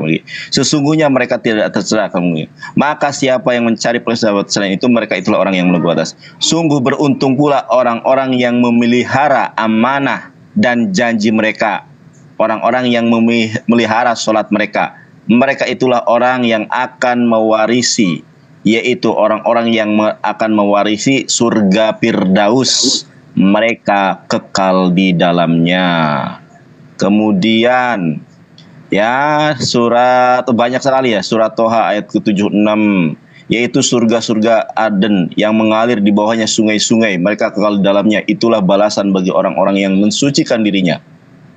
Banyak sekali nih masalah surga itu ya. Jadi intinya Allah Subhanahu wa taala sudah menyiapkan surga. Dan Rasulullah SAW bersabda, kalau kalian minta surga, mintalah surga Firdaus, karena itu adalah surga tertinggi. Begitu Bang Ken. Itu saja ya. Saya soalnya kurang greget sih kalau membahas hal ini, tapi nggak apa-apa deh, karena sudah terlanjur. Iya, jadi memang inilah ya guys ya, yang sering saya sampaikan bahwa memang ketika ada yang mengatakan tapi terlalu masuk nanti aku susah juga ya. Inilah sebenarnya wadah yang merasa punya ilmu dan merasa tuh pengabar Injil. Sebenarnya disinilah ada wadah yang saya akan monitor gitu ya. Tapi di mana mereka saya juga tidak tahu, apa mereka lagi sibuk atau lagi apa, kita nggak usah seujon ya. Ya mungkin para yang menganggap dirinya penginjil tidak bisa naik ke sini, yang mengaku dirinya penginjil ya tidak bisa naik ke sini, ya mungkin karena mereka lagi makan atau lagi ngapain gitu ya, atau lagi sibuk bekerja.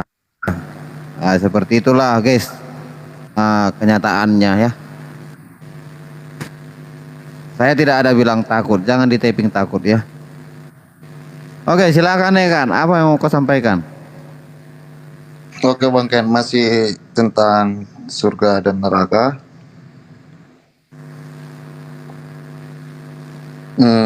Ini ya, orang-orang yang mendapatkan surga.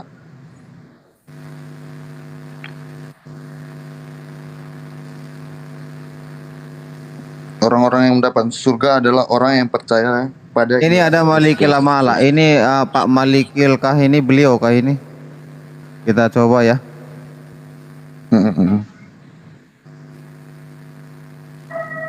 Shalom Bapak. Halo, shalom. Pak Malikil kah? Iya, bro. Wah, alhamdulillah. Puji Tuhan. Ternyata ada seorang narasumber yang bergerak hatinya, yang tergerak hatinya untuk datang ke room ini. Terima kasih buat Pak Malikil sudah datang ke room ini untuk berdiskusi dengan Bang Nandar ya. Oke, temanya tadi di sini tentang neraka dan surga. Ya, sebentar dulu, ini pendebat enggak gini. Saya kurang tertarik dengan debat seperti surga dan neraka. Saya ingin membahas tentang yang tadi itu saja, yang Yesus mewasiatkan Islam, atau Yesus disalib atau tidak, atau Isa dalam Islam dengan Yesus dalam Kristen itu sama atau beda, gitu. Soalnya jujur ya, saya masih ada ganjalan dalam hati. Saya belum pernah dipatahkan ketika berdiskusi tentang Yesus dan Isa adalah sama atau beda. Ternyata sama. Kemudian Yesus itu disalib atau tidak. Kemudian masalah Yesus mewasiatkan Islam belum, atau nubuatan boleh. Kidung Agung pasal 5 ayat 10, 11 dan 16 itu baru. Kalau ini kurang greget, jujur ya, saya kurang berminat. Tadi kan Gurunda Juma itu yang menyampaikan atau mengusulkan tema tersebut. Mungkin jadi kalau mau menarik, itu tadi tema tentang Pak Pipo bagus tuh. Yesus mewasiatkan Islam atau Kristen, atau apakah agama Yesus, itu baru saya menarik. Itu enak gitu. Kalau masalah surga aku nggak menarik, kurang begitu greget gitu. Oke, Nandar. Pak Malikil monitor, Pak.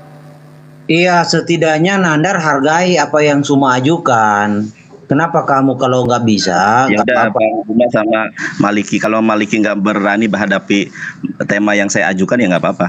Tidak ada yang tidak berani. Maksudnya di sini tadi temanya awalnya kurang dapat tadi pembahasannya Pak Malikil tentang apakah Yesus mewariskan agama Islam gitu ya. Seperti itu tadi tema dari awal Pak Malikil. Kira-kira apa dua tema aja supaya kawan-kawan muslim di bawah juga tahu surga mereka itu ada kesedihan. Nggak apa-apa, dua tema aja sekalian. Dua tema. Itu kan tadi tanya awal gitu sama Pak Pipo. Atau kalau mau bahas surga sama Bang Juma saja, saya nyimak aja. Soalnya saya jujur kurang tertarik ya. Dua tema dengan temamu juga sekalian aja, nggak apa-apa. Nggak enak kayak gitu. Pasti nanti kemana-mana larinya. Nanti saya bahas Yesus, kamu bahas surga. Saya bahas Yesus tidak Kristen, kamu bahas surga. Kan begini, jelas nyambung gini ya. Kamu berani, kalau kamu berani, ayo hadapi saya masalah itu. Kalau nggak berani nggak apa-apa. Bentar, Bang Nandar, bentar. Mungkin kalau berani, ayo. Pak Malikil seperti ini. Kalau untuk ke Yesus aja pertanyaannya itu bukan dua arah. Mungkin dia biar sambil dua arah, dia masuk ke tema yang kedua tadi juga. Tapi memang kalau tema yang Yesus apakah mewarisi agama Islam, memang itu temanya satu arah aja. Pasti menjurus ke Yesus doang. Sebentar Bang, dua arah itu kan kita membuktikan Yesus itu Islam apa Kristen. Itu kan kita buktikan. Jadi gini, berani nggak hadapi tema itu? Kalau misalnya saya mau bahas surga, ini ada gurunda saya yang lebih kompeten masalah surga dan neraka gitu loh. Kalau saya senangnya, pilnya adanya Yesus itu Islam apa Kristen, atau ini kan saya kasih 3 bisa pilihan. Aja seperti ini, atau gini aja, langsung aja, apakah Yesus itu Isa atau tidak? Gini, Yesus adalah Isa. Ini saya kasih opsi nih ya. Yesus adalah Isa atau sosok yang berbeda. Lalu yang kedua temanya adalah Yesus disalib atau tidak. Kemudian tema ketiga adalah nubuatan, ya. Siapa yang dinubuatkan di dalam Kidung Agung pasal 5, 10, 11 dan 16. Kalau misalnya berkenan silahkan, kalau enggak ya udah nggak apa-apa, sama Gurunda Juma tuh bahas surga dan neraka dalam perspektif Islam dan Kristen. Begitu. Udah nggak apa-apa, semua tema itu aja dibahas. Silakan. Semua tema itu, karena saya juga ingin ngasih tahu. Gak bisa, harus satu-satu. Harus satu-satu. Nandar. Ya, silakan. Nandar, diam. Gini Nandar. Saya ingin kasih tahu, kalau Quran kan mengajarkan kawin mawin. Nah, Kristus mengajarkan tidak. Jadi kalau klemo itu nanti saya patahkan.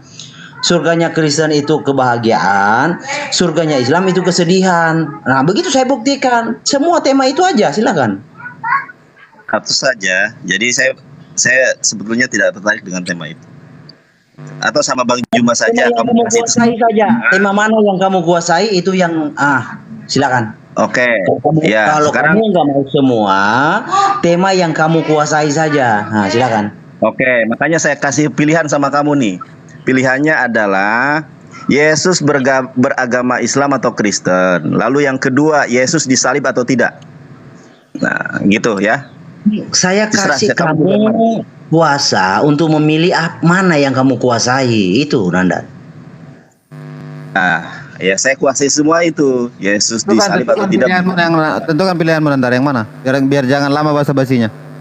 Oke, Yesus adalah beragama Islam yang tadi itu ya. Soalnya di awal itu. Oke, masih setuju Pak Malikin. Tapi aku ini kayak mana ya? Komalku ini kok nggak bisa ngebesarin kalian, guys? Oke, Tidak silakan. tahu saya. Tunggu dulu. Ini komalku ini nggak bisa ngebesarin kalian. Kenapa? Tapi saya juga nggak enak nih sama Bang Juma ya, Gurunda Juma ya. Ini coba Gurunda Juma ditanya dulu. Enggak apa-apa deh, enggak apa-apa. Lanjut, nanti saya backup data. Saya tahu data-data Herdi ini. Atau kalau Lanjut, Gurunda Juma sinyalnya sudah bagus, nggak apa-apa itu. Gurunda Juma tadi sinyal saya bagus ya. Di sini pekerja saya lagi kerja. Jadi kalau dia ngelas ini, kebetulan saya lagi bangun aula. Jadi kalau misalnya mereka ngelas, kedengaran sampai ke dalam. Saya mau tertawakan aja datanya Saudara Herdi. Silakan aja Dinda, saya monitor. Enggak. Gurunda, saya kira sinyalnya tadi jelek. Jadi kalau bagus nggak apa-apa yang tadi, nggak apa-apa. Gurunda Gini Juma Dinda, silakan. Ini Dinda, nanti ngelas lagi dia, mengganggu yang lain. Gitu. Iya. Siap. Saya cuman mau tertawakan aja datanya si Herdi. Lanjut, saya monitor dari sini. Oke, silakan. Prolog duluan dari Nandar. Saya kasih waktu 3 menit. Udah. Atau jangan yang itu deh. Halo. Mau yang mana dulu? Yang itu atau yang kedua? Bahas aja tadi Yesus itu Islam atau Kristen, udah fix itu. Oke, siap. Itu kan dua arah. Kan kita imani juga oknum yang datang ke Bani Israel yang lahir tanpa ibu itu kan kita imani sebagai nabi. Siap, Gurunda, siap. Oke, silakan. Layar saya nggak bisa diperbesar ya. Aduh, kurang puas kalau layar nggak bisa diperbesar ya. Ken. Kenapa ini? Oke ya, saya ulangi lagi ya. Di dalam, oke, sudah dimulai waktunya ya. Di dalam Yohanes pasal 14 ayat ke-27, ternyata Yesus itu beragama Islam. Saya singkat saja, Shalom ani masyir lahem et slomi ani noten lahem. Lo hederek syeha olam noten ani noten lahem. Alna yehat lebavchem we al yira. Ya, Shalom ani masyir lahem, kutinggalkan Islam bagi kalian. Et slomi ani noten lahem, dan kuberikan Islam itu kepada kalian. Lo hederek syeha olam noten ani noten lahem. Alna yehat lebavchem we al yira. Ya, apa yang diberikan oleh dunia kepada kalian tidak sama dengan apa yang aku berikan.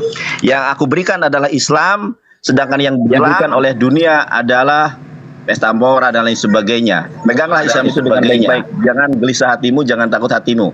Yohanes pasal 14 ayat ke-27. Langsung saja saudara, Yesus tidak pernah mengenal agama Kristen. Kenapa? Karena ternyata Kristen itu adalah buatan orang-orang kafir. Nah, di mana dalilnya? Kisah Para Rasul 11:26. Mereka tinggal bersama-sama dengan jemaat itu 1 tahun lamanya sambil mengajar banyak orang. Di Antiochialah murid-murid itu untuk pertama kalinya disebut Kristen. Siapa yang memberikan nama Kristen? Ternyata orang-orang kafir di Antiochia.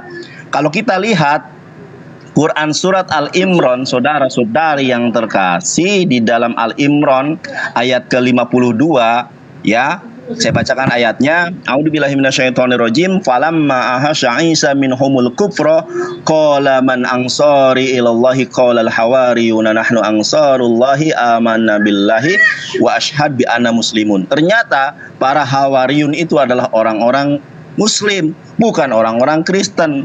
Satu lagi saudara, Yesus itu adalah berbahasa Aramaik, bahasa sehari-harinya. Dan Yesus itu adalah berbahasa Ibrani. Kisah Para Rasul 26 ayat ke-14. Ketika Saulus perjalanan rohaninya mengatakan, kami semua rebah ke tanah dan aku mendengar suatu suara yang mengatakan kepadaku dalam bahasa Ibrani. Jadi terlihat aneh juga. Yesus berbicara bahasa Ibrani dan Aramik, tapi perjanjian baru berbahasa Yunani. Padahal tidak ada Yesus berbahasa Yunani, dan Yesus tidak sanggup dan tidak mampu berbahasa Yunani. Tidak ada dalilnya Yesus berbahasa Yunani.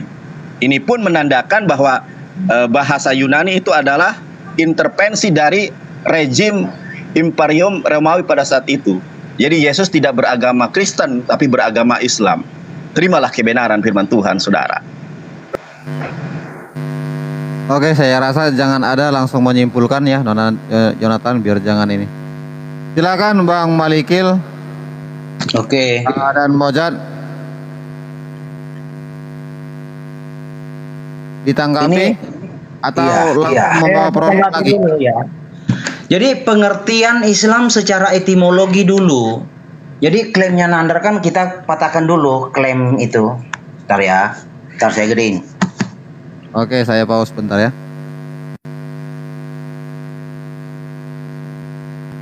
Buat besar bro layarnya. Inilah Pak Malikil. Nggak tahu aku kenapa tiba-tiba roomku nggak bisa ngebesarin kalian. Aduh. Tapi kalau saya relap nanti kalian turun pula semua kan. Pengertian Islam secara etimologi. Dari segi etimologi Islam dapat diambil dari kata aslam. Ini data ya, yang berarti menyerah. Jadi Islam itu bukan shalom itu kayak begitu Nandar. Itu shalom itu adalah pengertian modern ya, yang sudah diamandemen mandiri oleh kamu ya. Etimologi kata Islam diambil dari kata aslama yang berarti menyerah. Oke. Kita ambil dasarnya dari mana? Ambil dasarnya dari hadis Sahih Bukhari 2727. Sahih Bukhari 2727 dasarnya. Nih. Dakwah Muhammad kepada manusia untuk Islam. Nah, Islam itu Muhammad praktekkan seperti ini Islam, bukan yang seperti kamu paparkan. Yang kamu paparkan itu hanya amandemen dirimu mandiri. Muhammad berkata, aku diperintahkan untuk memerangi manusia hingga mereka mengucapkan syahadat. Maka barang siapa yang telah mengucapkan syahadat, sungguh terlindung jiwa dan hartanya. Itu. Jadi Islam itu adalah penundukan. Islam itu adalah hasil dari penundukan orang yang menyerah. Orang yang menyerah di bawah ancaman. Kalau tidak masuk Islam, hilang harta dan jiwa. Kalau masuk Islam, terlindung jiwa dan harta. Islam itu identik dengan orang yang menyerah karena dipaksa, karena ditundukkan.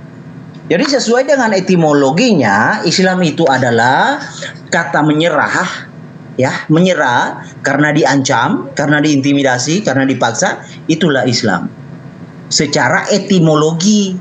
Jadi yang kamu bawa itu apa? Itu amandemen mandiri itu Nandar. Nah, dalam hadis-hadis juga banyak hal demikian. Memang tidak ada kesannya Islam itu damai di zamannya, di zaman Muhammad ya. Kata siapa Islam itu damai di zaman Muhammad? Gak ada. Dalam hadis Sahih Muslim 3313 ya. Kita berbicara data ya. Kamu saya harap berbicara tentang Islam itu dari sudut pandang etimologi ya, dari sudut pandang Muhammad ya. 30 detik lagi. 30 detik. Nah, Muhammad bersabda, sungguh aku akan mengeluarkan orang-orang Yahudi dan Nasrani dari Jazirah Arab hingga tidak ada tersisa lagi kecuali orang Muslim. Nah, kenapa mereka mau dikeluarkan? Karena tidak tunduk terhadap apa yang Muhammad wartakan. Jadi Muhammad itu akan mengeluarkan orang-orang Yahudi dan Nasrani dari Jazirah Arab hingga tidak ada tersisa kecuali orang Muslim. Jadi Oke, Pak. tidak tahu disembelih, habis waktu ya. Oke. Ya, habis saya tambah 5 menit karena ini orang-orang yang berilmu yang di atas ya. Jadi waktunya terlalu singkat. Ditambah aja. Ditambah 2 menit. Ken sedikit dulu ya. Ken 5 menit. Ken sedikit dulu, saya di bawah dulu ya. Oh, oke, Pung. Makasih, Pung ya. Salam Maliki, salam Moja, salam. Terima kasih Nandar. Boleh aja sih di atas aja, nggak apa-apa, Pak Bibo. Enggak lah, supaya kan ada nanti orang masuk, karena yang melawan saya nggak ada lagi, saya pikir. Ya saya tantang tadi semua, ya udahlah. Maliki udah pasti ada di sini, udah dia sanggup kok. Makasih ya Maliki, bro. Oke, Halo. jangan marah ya, Bung. Oke, baik. Itu tadi ditambahkan aja waktunya 2 menit, Bang Ken. Saya kasih 5 menit aja. Silakan Nandar. Oke, sekarang saya ya. Sudah saya bilang saudara, tidak ada satupun yang... Aduh, ini feedback nih, siapa nih? Feedback nih. Halo, ntar Bang Ken. Tidak ada satupun teman Kristen yang mampu membantah argumentasi saya kalau Yesus itu adalah Islam, bukan Kristen, saudara. Tadi dia mengutip pengertian Islam menurut bahasa, tetapi dia berdasarkan asumsi sendiri, saudara. Nih, aku tunjukkan di dalam Al-Quran dan bahasa Arabnya, saudara-saudara yang terkasih ya.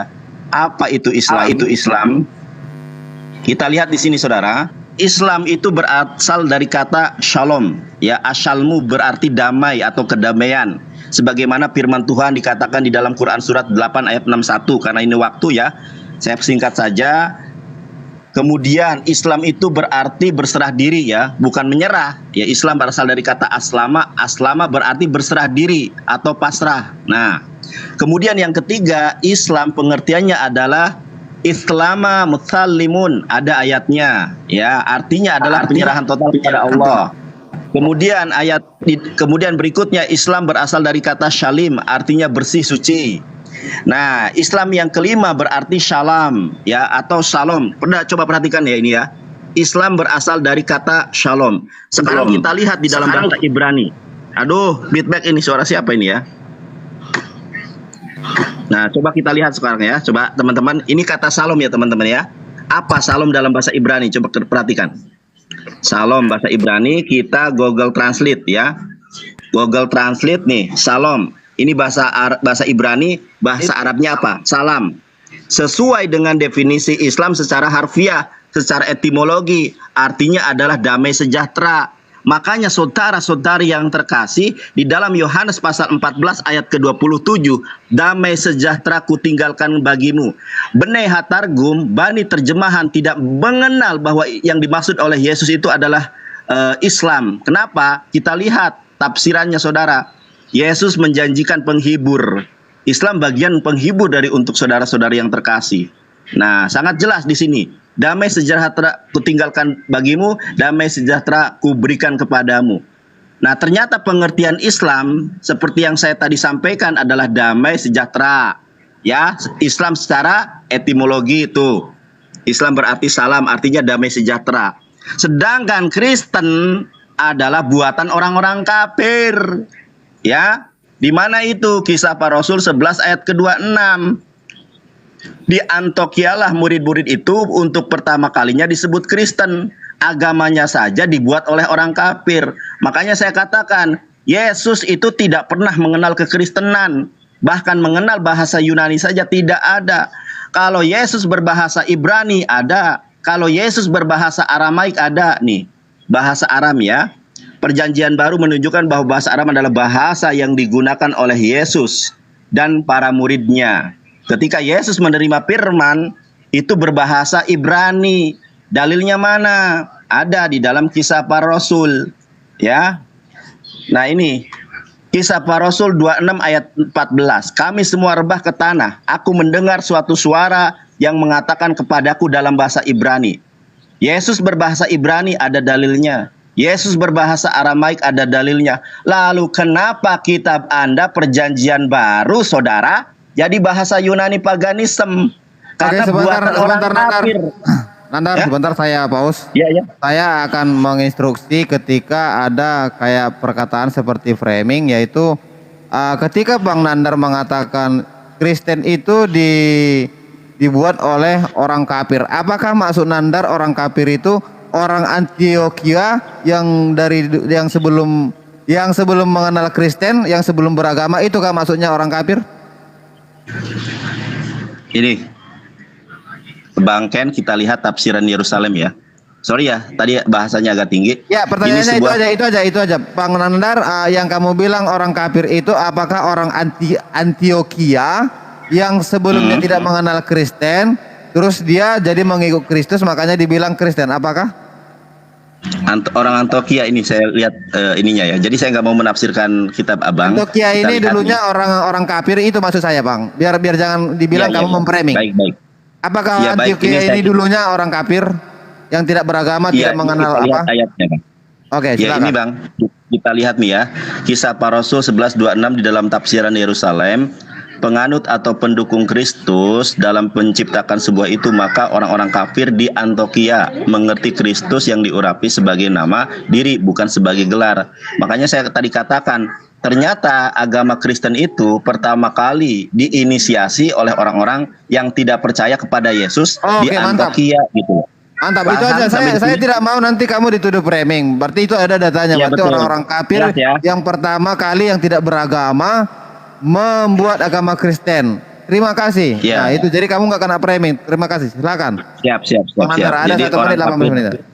Harus diluruskan. Siap. Jadi orang-orang kafir di situ adalah orang-orang yang tidak percaya kepada Yesus Kristus sebagai Nabi Allah, sebagai utusan Allah.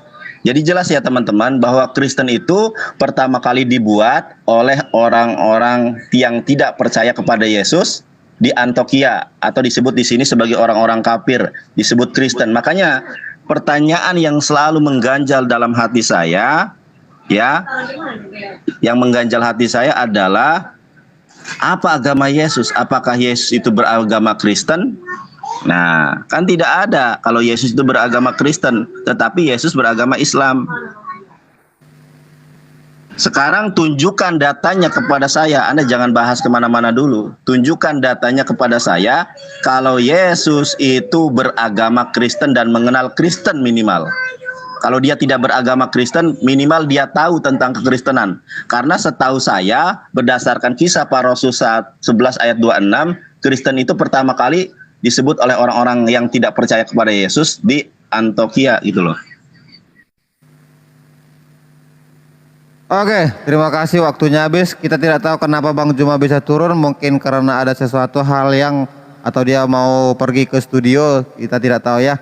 Silakan Bang Mali atau Pak Malik atau Bang Mojad mengatakan ada di sini Nandar bahwa yang paling saya viral nih. sedikit aja. Nanti setelah ini dilanjut Bro Mosad karena saya mau keluar. Ini sebentar Bang Ken, saya ini diskusi sama siapa ya? Karena saya waktunya sampai jam 12 nih. Saya rasa Ya, sama yang di atas. Siapa aja yang di atas? Kita selesaikan aja dulu, buktikan kalau Yesus itu beragama Kristen. Oke. Jadi saya ingin luruskan bahwa Islam itu dengan Shalom itu bagaikan langit dan bumi. Shalom itu damai, ya. Shalom bukan Islam. Kalau Shalom itu di dalam Arab namanya salam. Salam. Itu Shalom. Di dalam Arab salam, bukan Islam. Islam itu secara etimologi adalah menyerah. Ya, itu secara etimologi. Nandar itu coba kita fair-fairan buka data ya. Jadi saya ingin luruskan dulu karena ini ada cocokmologi akut dari Nandar. Islam dicocokkan dengan Shalom, Shalom dicocokkan dengan Islam. Itu cocokmologi akut. Nih. Di zamannya Muhammad itu tidak pernah membawa damai, tetapi yang ada itu huru-hara. Contoh yang sudah saya bawakan tadi ya. Muhammad itu, nah ini di hadis yang lain ya. Ini Islam ini Islam. Muslim 3311. Yang Muslim awam di bawah dicatat hadisnya supaya Anda bisa baca sendiri. Muslim 3311 buat Muslim awam ya. Nih. Ini gambaran Islam. Jadi Islam itu jauh dari kata damai, Shalom. Jauh. Islam itu adalah berbanding terbaliknya. Ya. Nah, di sini Muhammad keluar dan bersabda, mari kita pergi ke pemukiman orang-orang Yahudi. Lalu kami pergi bersama beliau. Setelah kami sampai di pemukiman mereka, Muhammad berdiri di hadapan mereka dan berseru, wahai kaum Yahudi, masuk Islam.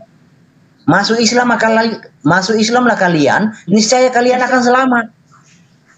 Mereka lalu menjawab, wahai Abu Qasim, Muhammad namanya Abu Qasim ya, kamu telah sampaikan itu. Muhammad menimpali itu. Yang aku inginkan, masuk Islamlah kalian akan selamat. Dengan kata lain, kalau tidak masuk Islam, kalian tidak selamat. Ini penundukan, jadi butuh orang menyerah. Mereka menjawab, kamu telah sampaikan itu, wahai Abu Qasim. Muhammad bersabda, begitulah yang kami inginkan. Itulah Islam. Islam adalah penundukan sehingga orang itu menyerah. Maka Islam artinya orang-orang yang menyerah. Kumpulan-kumpulan orang yang menyerah. Kumpulan-kumpulan orang yang diintimidasi. Kumpulan-kumpulan orang yang dipaksa. Itu Islam. Kamu telah sampaikan, wahai Abu Qasim. Begitulah beliau mengulang seruan tersebut sampai 3 kali. Sesudah itu beliau bersabda, ketahuilah sesungguhnya bumi ini kepunyaan Allah dan Rasulnya. Oleh karena itu aku mengusir kalian. Mengapa diusir? Karena tidak masuk Islam, karena tidak menyerah. Jadi kalau tidak menyerah itu diusir. Mengusir kalian dari negeri ini. Barang siapa masih memiliki harta di antara kalian hendaknya dijual. Jika tidak, maka ketahuilah bahwa bumi ini adalah milik Allah dan Rasulnya. Jadi orang-orang yang tidak menyerah, orang-orang yang tidak Islam itu diusir. Nah, di mana lagi? Selain diusir itu disembeli. Nah, di dalam Sirah Nabawiyah Ibnu Hisham, sebagian orang yang tidak aku ragukan integritasnya, mereka bahwa Ali bin Abu Thalib berteriak keras kepada kaum muslimin mengepung Bani Quraisyah. Setelah itu orang laki-laki Yahudi Quraisyah disuruh turun. Kemudian Muhammad SAW memerintahkan orang-orang Yahudi dibawa ke parit yang telah digali di pasar Madinah, menghabisi mereka dengan cara disembelih di dalamnya, termasuk di dalamnya musuh Allah Huyai. Mengapa mereka disembelih? Karena mereka tidak menyerah. Jadi Islam itu kebohongan yang dinarasikan oleh Nanda dari tadi adalah damai. Di mana Muhammad pernah damai? Nggak ada satupun huru hara yang terjadi di zamannya. Bahkan Muhammad itu sampai dibunuh dengan racun. Bahkan Muhammad itu sampai semasa hidupnya Muhammad itu hanya perang, invasi. Itu masa hidup Muhammad, invasi melulu. Jadi kalau dikatakan Islam itu shalom, lalu nyambungnya ke Kristus itu agamanya Islam, aduh itu. Jadi Kristen itu orang yang di Antioquia, murid-murid itu pertama kalinya disebut Kristen. Kenapa Kristen? Kristen itu dari Kristonos, orang yang mengikut Kristus, itu Kristen singkatannya. Jadi Kristen itu ada pengertiannya, orang yang mengikut Kristus. Siapa Kristus? Itu Yesus. Begitu Nandar. Jadi kalau kamu mau samakan agama Kristus adalah Islam, itu sangat jauh. Kristus itu tidak pernah mengancam orang-orang, oh sini kugorok kupingmu, sembelih kupingmu, kugorok lehermu. Enggak ada. Jadi yang Kristus bawa itu damai. Memang dia adalah sang raja damai, sang shalom. Jadi kalau kamu mau dibenturkan, diklaim cocok mologikan ke Islam, itu bagaikan langit dan bumi. Oke, waktunya habis. Malikil. Jadi di sini bukan nggak nyambung ya guys. Ini Pak Malikil mengkomparasi dan membantah bahwa tadi katanya Kristus itu membawa ajaran Islam. Jadi menurut Pak Herdi, Yesus tidak pernah membawa ajaran seperti itu. Begitu, demikian. Lanjut Bang Nandar. Iya. Kalau masalah perilaku ya saudara, Yesus sendiri nih, menurut Yesus orang non-Yahudi adalah anjing-anjing kecil. Nah, apakah Yesus menghina orang-orang Yahudi dengan menyebut mereka anjing-anjing kecil? Bahkan kita lihat ya saudara-saudari yang terkasih, bagaimana ajaran Yesus yang sesungguhnya. Kalau saya secara saklek menafsirkan Alkitab secara sembrono. Ini kalau tulisan merah di dalam Alkitab adalah perkataan Yesus, saudara. Kata Yesus apa? Akan tetapi semua seteruku ini yang tidak suka aku menjadi rajanya, bawalah mereka kemari dan bunuhlah mereka di depan mataku. Bayangkan, Yesus membuat perumpamaan tentang dirinya yang dianggap real oleh para pengikutnya. Makanya salah satu pengikut Yesus itu akan ada yang membawa pedang dan yang menebas telinga salah satu tentara Romawi ya, kalau tidak salah itu, atau rabi Yahudi. Kenapa? Karena terayu dengan ucapan Yesus ini. Tidak yang siapa yang tidak suka jadi Yesus jadi rajanya, maka bunuhlah, kata Yesus di depan mataku. Makanya kenapa Yesus ketika disalib ada mahkota berduri sebagai bentuk penghinaan, karena target atau obsesi Yesus tidak tercapai. Kemudian tadi Herdi mengatakan Yesus membawa pedang.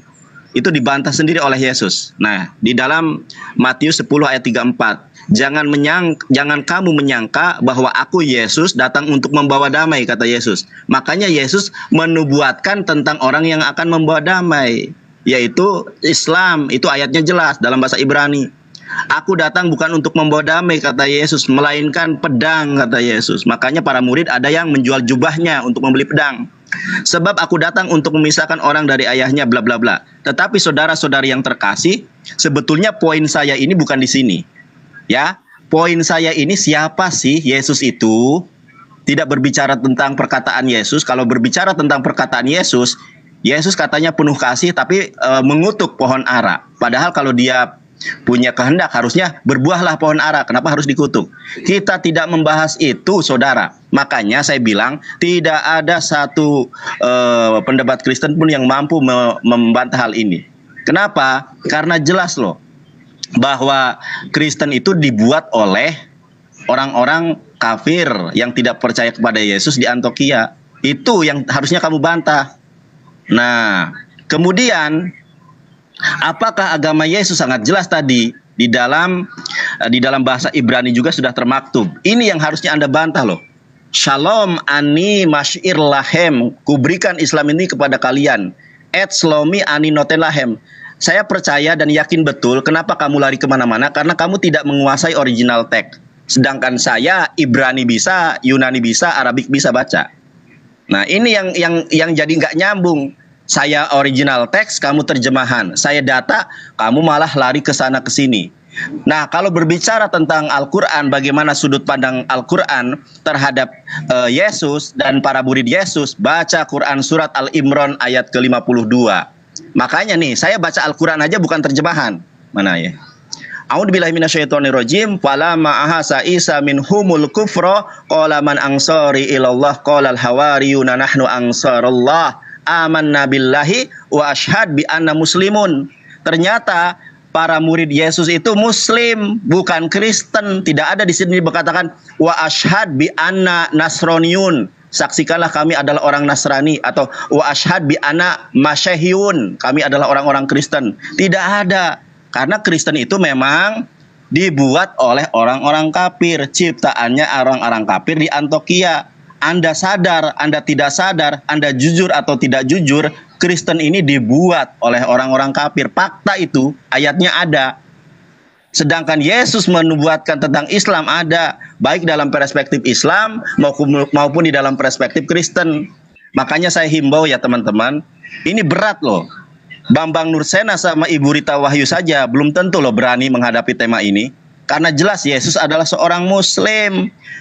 Ajaran Islam itu sama dengan ajaran Yesus. Payomer Yahoshua Hamashiach, Shema Yisrael Adonai Elohenu Adonai Ehad. Artinya apa saudara? Dengarkanlah wahai Bani Israel, Tuhan kita Allah Subhanahu wa taala. Subhanahu wa taala dalam bahasa Ibrani El-Qudush. Ya, El-Qudushim. Kalau dalam bahasa Ibrani Maha Tinggi, Elion, Tuhan yang Maha Tinggi. Jelas itu. Dan Yesus pun tidak pernah mengatakan Anohi haddabar auhamillah. Tidak pernah Yesus mengatakan aku adalah firman yang menjelma menjadi manusia. Kenapa? Karena dia adalah Muslim. Tidak akan sanggup Anda bantah dan pasti akan Anda lari lagi dari tema ini. Percaya saya. Terima kasih. Oke, waktu habis, silakan Pak Mojad atau Pak Malikil. Oke. Jadi memang Dinda Nathan, saya boleh masuk bentar ya? Boleh. Kita berbagi ya. Oke. Silakan Mozart juga kalau mau masuk silakan. Ya. Silakan. Bro Suma kalau mau bicara. Monggo silakan. Enggak, ini waktunya untuk Kristen. Untuk Kristen. Enggak, kalau Suma bicara enggak apa-apa, Bro. Biar satu kali saya dengan Mozart tanggapi. Oh, 55 menit satu orang ya? Oke, 55 menit satu orang. Silakan Bang Suma. Kesepakatan kita di sini ya. Oh, jadi. Oke, baik, baik. Jadi temanya tentang Islam. Jadi kalau kita melihat dari kata Islam, itu akar katanya jelas. As-salmu, aslama, salim, dan juga salam. Yang merujuk kepada damai, perdamaian, taat, berserah diri. Ya, lalu kemudian bersih dan suci. Lalu kemudian selamat dan keselamatan. Itulah Islam. Nah, Yesus ini mengajarkan ini enggak? Itu dulu. Kalau Yesus mengajarkan keselamatan, berarti dia Islam. Kalau Yesus mengajarkan pengikut, berarti Yesus mengajarkan Kristen. Apakah Yesus mengajarkan pengikutan atau Yesus mengajarkan keselamatan? Kalau Yesus mengajarkan keselamatan, berarti Yesus mengajarkan Islam. Tapi kalau Yesus mengajarkan pengikut-pengikutan, berarti Yesus mengajarkan Kristen, karena Kristen itu adalah pengikut Kristus. Apakah Yesus mengajarkan pengikut? Tidak. Yesus mengajarkan keselamatan, berarti Yesus mengajarkan Islam. Mari kita lihat poinnya. Kalau dikatakan bahwa Islam itu adalah berserah diri, meskipun tadi ada banyak framing yang dilakukan oleh saudara Herdi, berserah diri. Kita lihat Yesus. Dari pekerjaannya atau perbuatannya atau tingkah lakunya, apakah pekerjaan Yesus ini adalah pekerjaan yang diperintahkan oleh Tuhannya untuk ia lakukan atau bukan? Apakah Yesus tunduk kepada pekerjaan yang diperintahkan oleh Tuhan kepadanya? Kalau Yesus tunduk kepada perintah yang diajarkan Tuhan kepadanya, berarti dia adalah Muslim. Terkecuali kalau dia ingkar terhadap perintah-perintah Tuhannya, misalnya aku datang bukan untuk menggenapi Torah, tetapi untuk membatalkan Torah. Berarti Yesus ini Kristen, karena dia datang untuk membatalkan. Artinya melanggar, tidak mau taat kepada perintah Tuhan. Berarti dia bukan Muslim, tapi dia adalah Kristen. Nah, apakah betul Yesus itu melanggar pekerjaan-pekerjaan yang diperintahkan oleh Tuhan kepadanya? Tidak. Aku datang untuk melakukan pekerjaan-pekerjaan yang diperintahkan. Adalah makananku. Makananku adalah melakukan pekerjaan-pekerjaan yang diperintahkan Bapa untuk aku lakukan. Berarti dia adalah seorang Muslim. Kedua, perkataan Muslim itu ketika dia berkata, dia berdasarkan dengan firman Tuhannya. Apakah Yesus itu kemudian membantah firman Tuhan, atau dia berkata-kata berdasarkan atas perintah Tuhan? Kalau dia berkata-kata atas perintah Tuhan, berarti dia adalah Muslim. Dia bukan seorang yang kufur.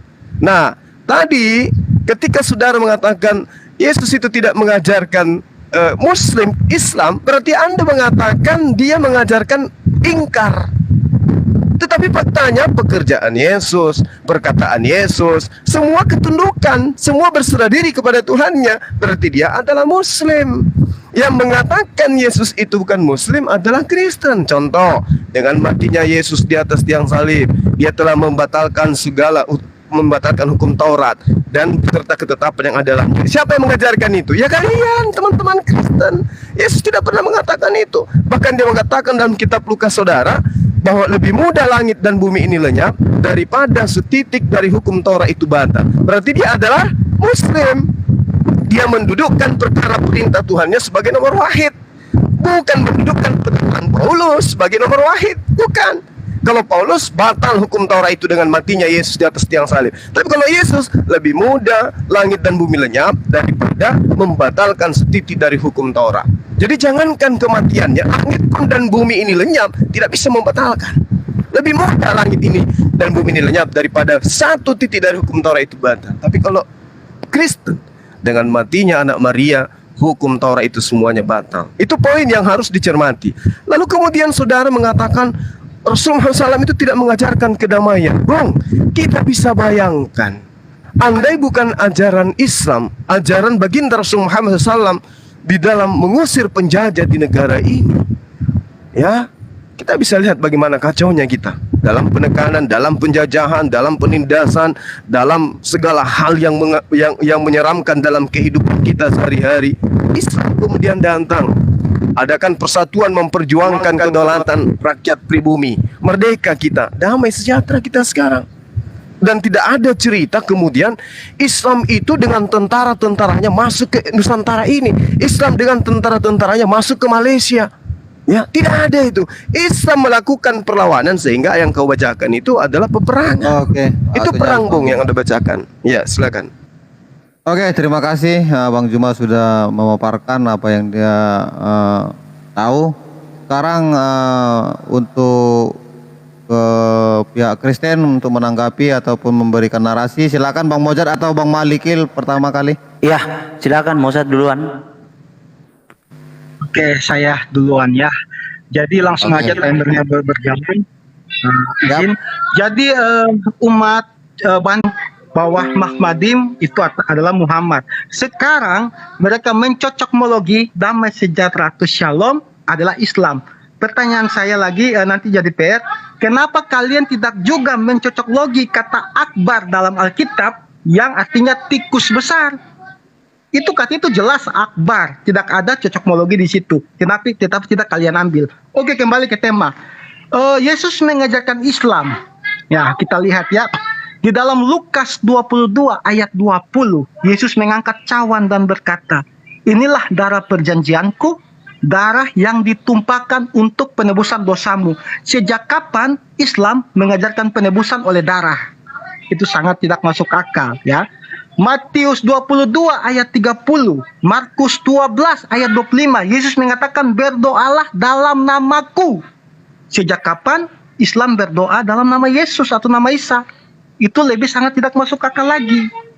Jadi jika Anda mau mencocokmologi Matius 22 ayat 30 tadi, Yesus mengajarkan bahwa ketika di sorga kita hidup seperti malaikat, tidak ada kawin mengawin. Sejak kapan Islam mengatakan hidup di sorga tidak ada kawin mengawin? Lalu 72 bidadari itu untuk apa? Pajangan. Jadi narasi-narasi bahwa Yesus mengajarkan Islam itu memang betul-betul hanyalah cocokmologi. Sudah sangat jelas Yesus mengajarkan baptislah dalam namaku. Nah, kalau perkataan Yesus mereka tidak percaya, kita lihat perkataan murid-murid Yesus sendiri. 2 Petrus 2 ayat 1, Petrus mengatakan dengan jelas dalam suratnya kepada jemaat, nabi-nabi palsu atau pengajar-pengajar palsu itu adalah mereka yang menyangkal penebusan yang dilakukan oleh Tuhan. Islam sendiri tidak pernah mengajarkan penebusan yang dilakukan oleh Tuhan itu sendiri. Lalu masih mau mencocokmologi bahwa Yesus mengajarkan Islam. Ini murid Yesus sendiri yang mengatakan. 2 Petrus 3 ayat 15. Petrus mengatakan dengan jelas bahwa Paulus itu menulis dengan hikmat seperti hikmat yang Paulus juga dapatkan. Mereka mengesahkan, mengiyakan apa yang Paulus tulis.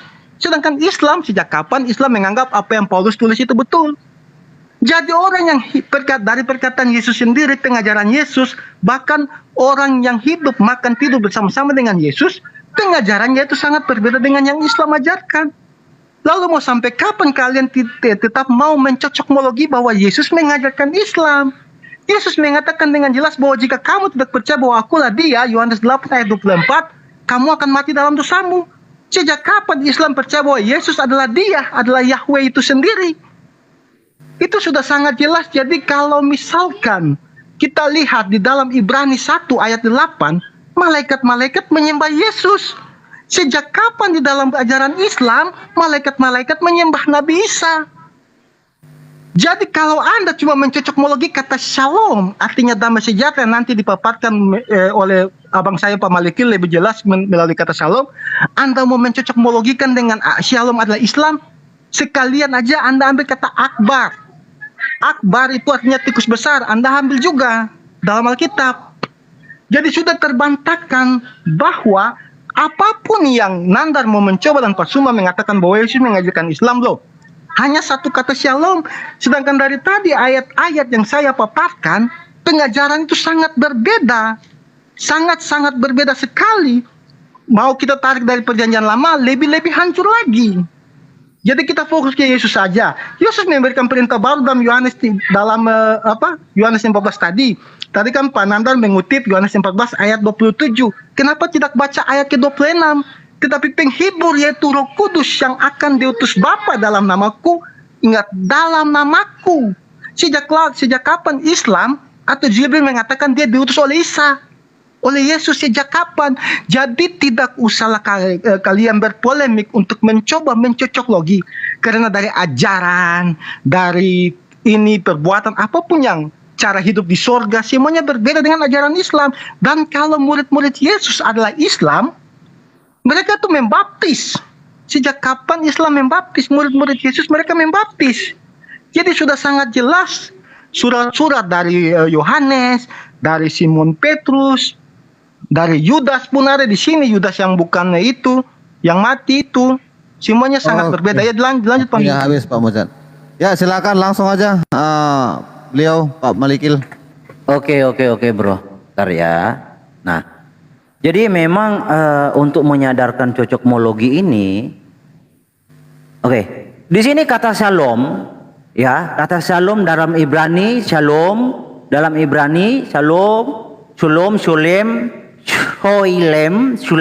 Arab. Kalau Arab itu salam, Aram itu selama, slomo, berarti damai, perdamaian atau ketenangan. Nah kalau ini dihubungkan dengan Islam, kan tadi saya sudah bawa banyak data, tidak ada damai di dalam diri Muhammad. Ya, bahkan anak cucunya Muhammad itu disembeli, diracuni, tidak ada damai.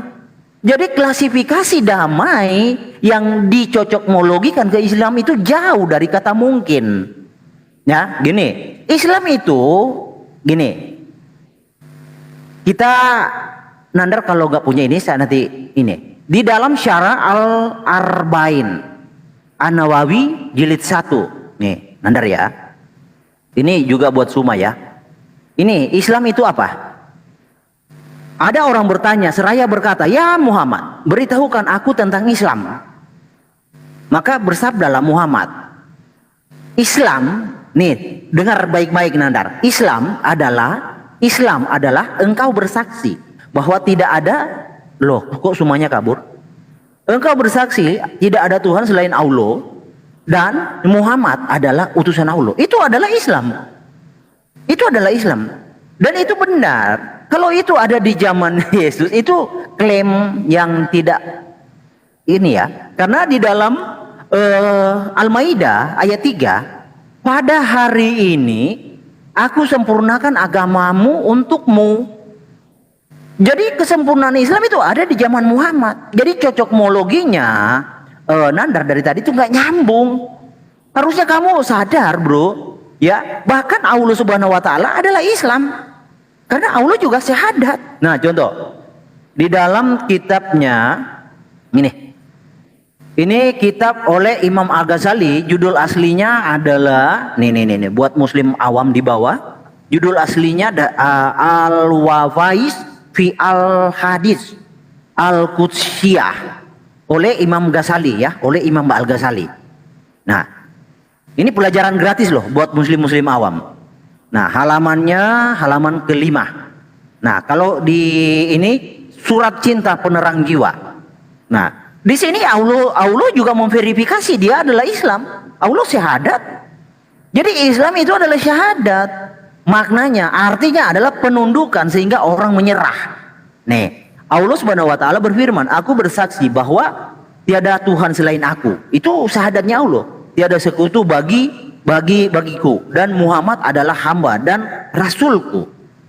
Jadi itulah Islam. Bukan hanya Allah yang bersaksi bersyahadat, umat Islam juga syahadat.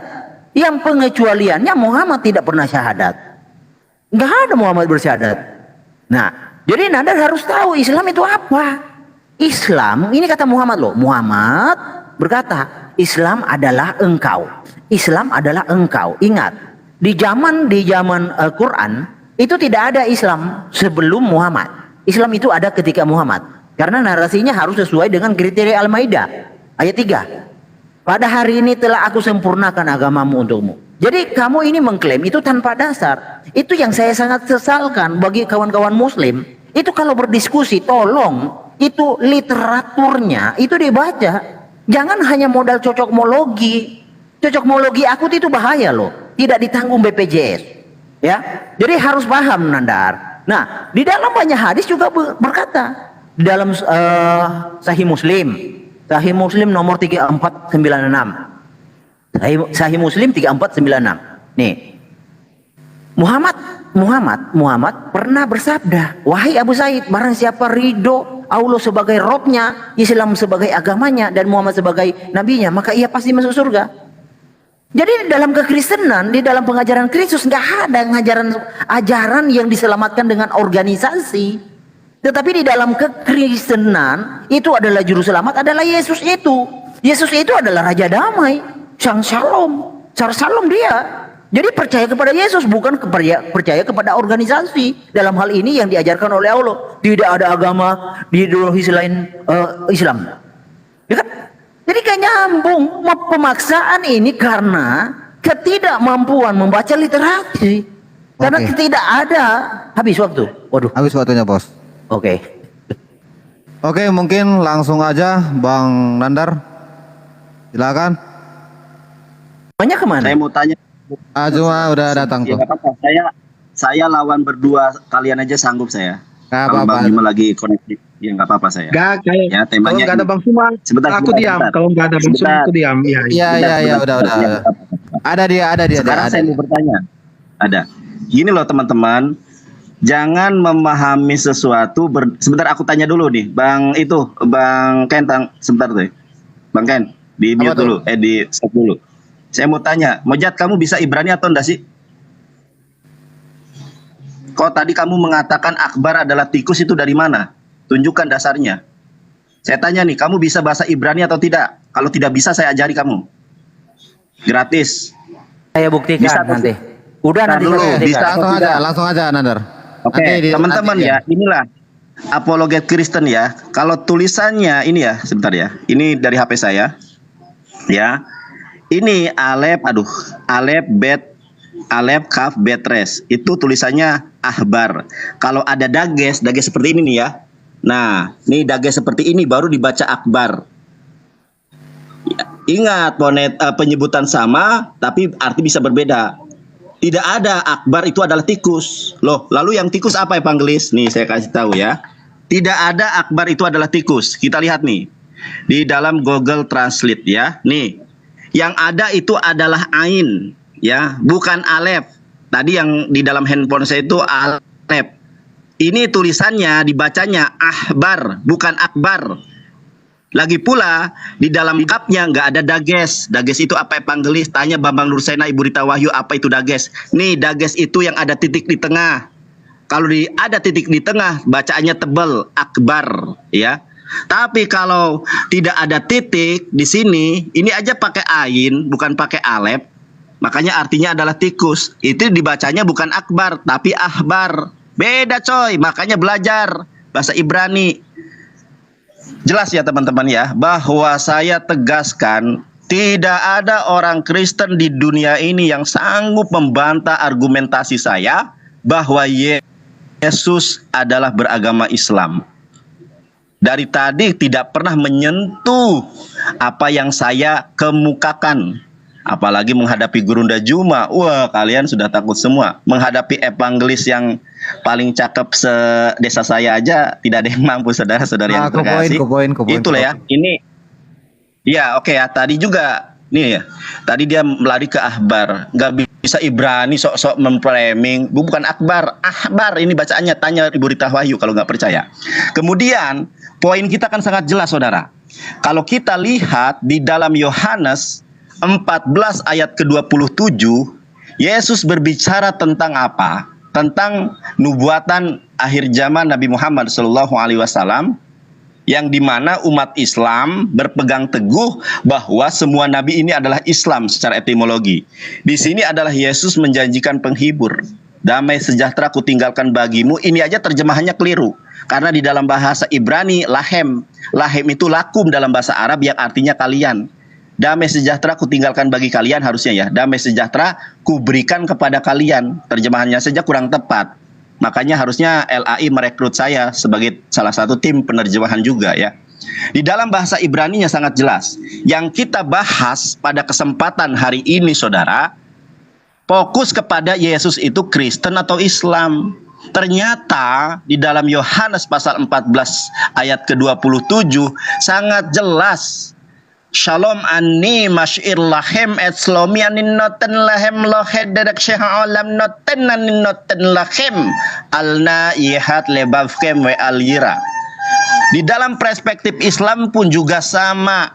Kalau para murid Yesus itu beragama Islam yang disebut Muslim, ada ayatnya Quran surat Al-Imran 52 wa asyhad bi anna muslimun. Sekarang tunjukkan dan buktikan kepada kami saudara di mana Yesus itu beragama Kristen, atau paling tidak Yesus kenal Kristen. Di mana ayatnya?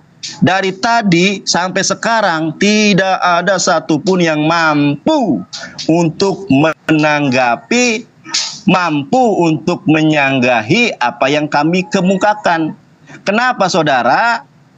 Ya, karena di dalam Kisah Para Rasul, tadi saya lupa ayatnya ini nih. Kisah Para Rasul 11 ayat 26, ternyata Kristen ini dibuat oleh orang-orang kafir.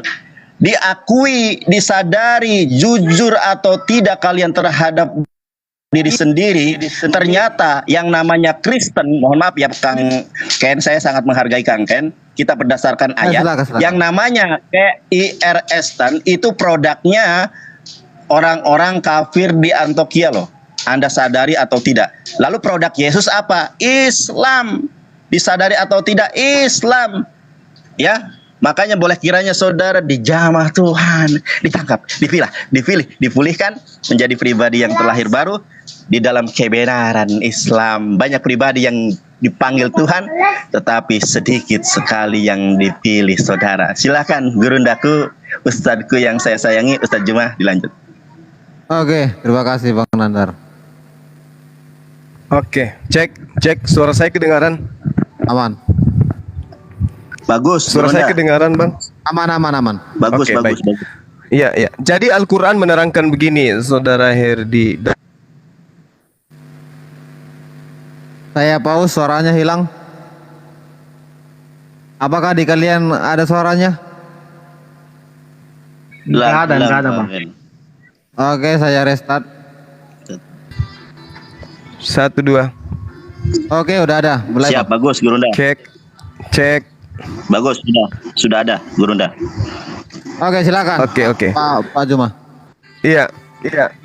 Jadi Tuhan itu memberikan aturan main. Siapa yang taat kepada aturan mainnya akan mendapatkan damai sejahtera. Siapa yang melanggar aturan mainnya akan mendapatkan laknat, kutukan. Makanya ada surga, ada neraka. Yang taat kepada perintah kembali ke surga, yang ingkar terhadap perintah kembali ke neraka. Para nabi mengajarkan aturan-aturan itu, termasuk Yesus. Apakah Yesus mengajarkan aturan main? Yes. Aturan mainnya itu adalah kembali kepada hukum Taurat. Dia yang menggenapi, menghilangkan, apalagi menggantikan kepada Hilang lagi suara.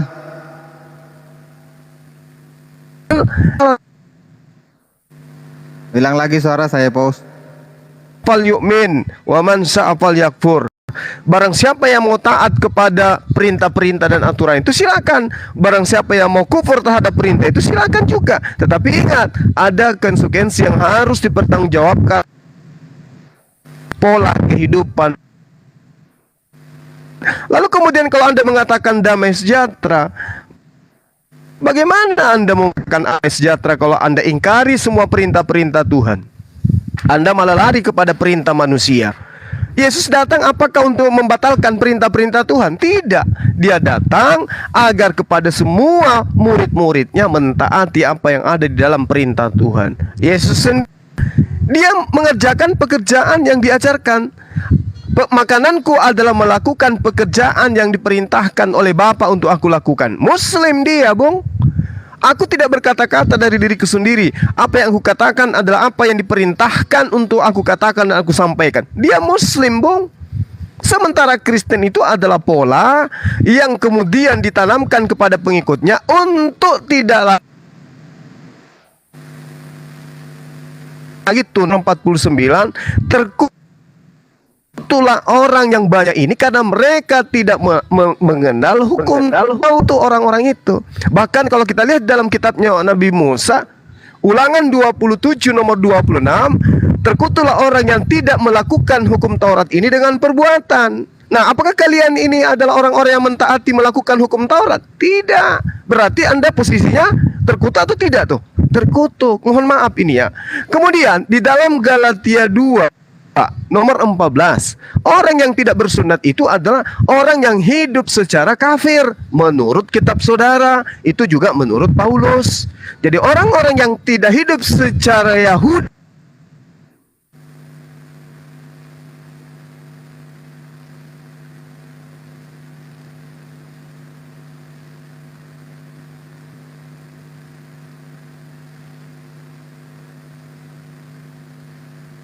Hilang lagi suaranya, Guys. Saya paus. Udah, suara hilang, Gurunda. Ya, saya paus ya. Kewajibanmu terhadap dia dengan senantiasa berpegang pada segala ketetapannya, peraturannya, dan perintahnya. Ya, itu jelas. Kita harus tunduk kepada aturan mainnya, ketetapannya, peraturannya, dan perintahnya. Itu adalah kewajiban agar kita kemudian mengasihi Tuhan dan Tuhan mengasihi kita. Di dalam Yosua 1 nomor 7 itu juga diterangkan harus kemudian tunduk kepada perintah Tuhan yang ada di dalam kitabnya orang-orang Yahudi. Menurut hitungan orang Yahudi, Yosua 1 nomor 7 harus taat mengasihi Tuhan dengan jalan apa? Melaksanakan segala ketetapan Tuhan yang ada di dalam kitabnya orang Yahudi yang difirmankan kepada para nabi. Kemudian 1 Raja-Raja 2 nomor 3, lakukanlah, ini perintah. Lakukanlah kewajibanmu. Ini kewajiban yang harus dilakukan dengan setia. Tidak boleh kemudian kita menghilangkan atau membatalkan.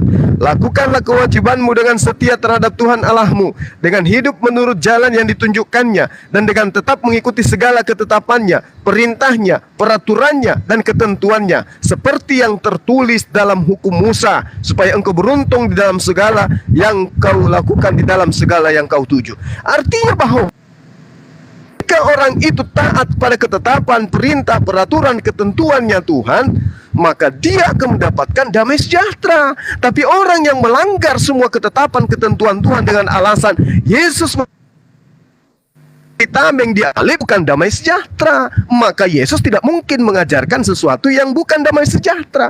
Yesus pasti mengajarkan damai sejahtera. Karena Yesus mengajarkan damai sejahtera, maka dia mengajarkan shalom. Shalom itu adalah Islam. Umat Islam bisa damai sejahtera kalau umat Islam taat kepada perintah Tuhan. Umat Islam bisa terlaknat, terkutuk kalau dia ingkar terhadap perintah Tuhan. Nah, Kristen ini adalah sebuah komunitas yang Oke, waktunya sudah sedikit lagi juga, kita habiskan aja ya. Jadi buat teman-teman yang di bawah, jangan seujon kepada host. Host tidak bisa mempausekan itu ya. Memang sinyalnya Bang Juma itu, dia lagi di luar bukan di studio ya. Oke Bang Juma, waktunya Bang Juma sudah habis. Sekarang kita beralih ke Bang Mojad dan Pak Malikil untuk menanggapi. Iya, aku dulu. Ya, dulu. Oke. Ya, saya lanjut aja. Jadi beginilah lucunya umat Bani Cocokmologi.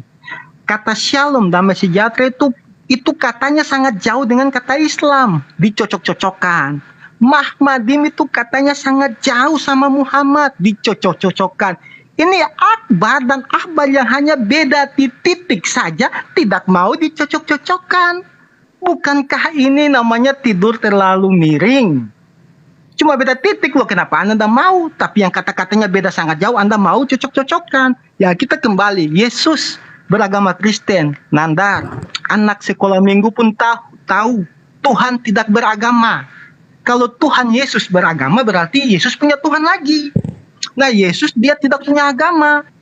Tetapi apakah dia mengenal Kristen? Oh, kita baca ada ayatnya. Di dalam kitab Perjanjian Baru, Injil Matius 16 ayat 18, Yesus mengatakan dengan jelas, Petrus, di atasmu akan kudirikan jemaatku. Jadi Kristen, jadi begini Bang Nandar, biar nalar Anda terbuka. Entah nanti mau kita dipanggil Kristen ke, dipanggil Kristian ke, dipanggil Mossad ganteng ke, yang namanya kita mengikuti ajaran yang murid-murid Yesus ajarkan, kita pasti disebut adalah pengikut Yesus, Kristen. Sudah sangat jelas. Petrus, di atasmu akan kudirikan jemaatku, pengikutku, hamba-hambaku, apapun itu yang mau Anda tafsir. Nah, jadi nama itu tidak terlalu ini, intinya pengajarannya. Dan Petrus mengajarkan dengan jelas, 2 Petrus 2 ayat 1, pengajaran yang dibuat oleh murid-murid Yesus adalah Tuhan atau Sang Penguasa sendiri yang datang menebus mereka. Dan sejarah mencatat, paus pertama kekristenan adalah Petrus. Itu sudah Tuhan Yesus katakan di Matius 16 ayat 18. Jadi nggak usah Anda muter-muter kayak gasing di situ. Contoh, Mossad Niti, orang-orang yang mengikuti Mossad, tidak mungkin Mossad jadi Mossad Niti, karena Mossad yang diikuti. Anda kok bisa berpikiran kita yang ikuti Yesus, Yesus harus beragama Kristen, lalu Yesus ikut siapa? Kan tidak masuk akal. Jadi saudara-saudari yang terkasihi oleh Tuhan kita Yesus Kristus, sudah sangat jelas. Pengajarannya berbeda, surganya berbeda, hasil akhirnya berbeda, Tuhannya berbeda. Jadi kalau Anda tinggal mengaitkan damai sejahtera adalah Islam, semua agama mengajarkan damai sejahtera. Hindu, dewa-dewa mereka mengajarkan damai sejahtera. Tuhan-Tuhan mereka, Buddha, Tuhan-Tuhan mereka mengajarkan damai sejahtera. Dalam kitab mereka, Tuhan-Tuhan mereka pun meninggalkan damai sejahtera kepada mereka. Apakah Anda juga mau mengatakan bahwa Buddha mengajarkan tentang Islam atau Hindu mengajarkan tentang Islam gara-gara mereka juga mengajarkan tentang damai sejahtera? Tidak masuk akal. Saya mengajarkan damai sejahtera, Pak Malikil mengajarkan damai sejahtera. Apakah aku dan Pak Malikil ini satu? Kan beda. Tetapi pengajaran kita sama-sama mengajarkan damai sejahtera. Jadi untuk para bani cocokmologi, sudahlah, nggak usah cocokmologi. Yesus sendiri mengatakan di surga tidak ada kawin mengawin, hidup seperti malaikat. Ayatnya Matius 22 ayat 30.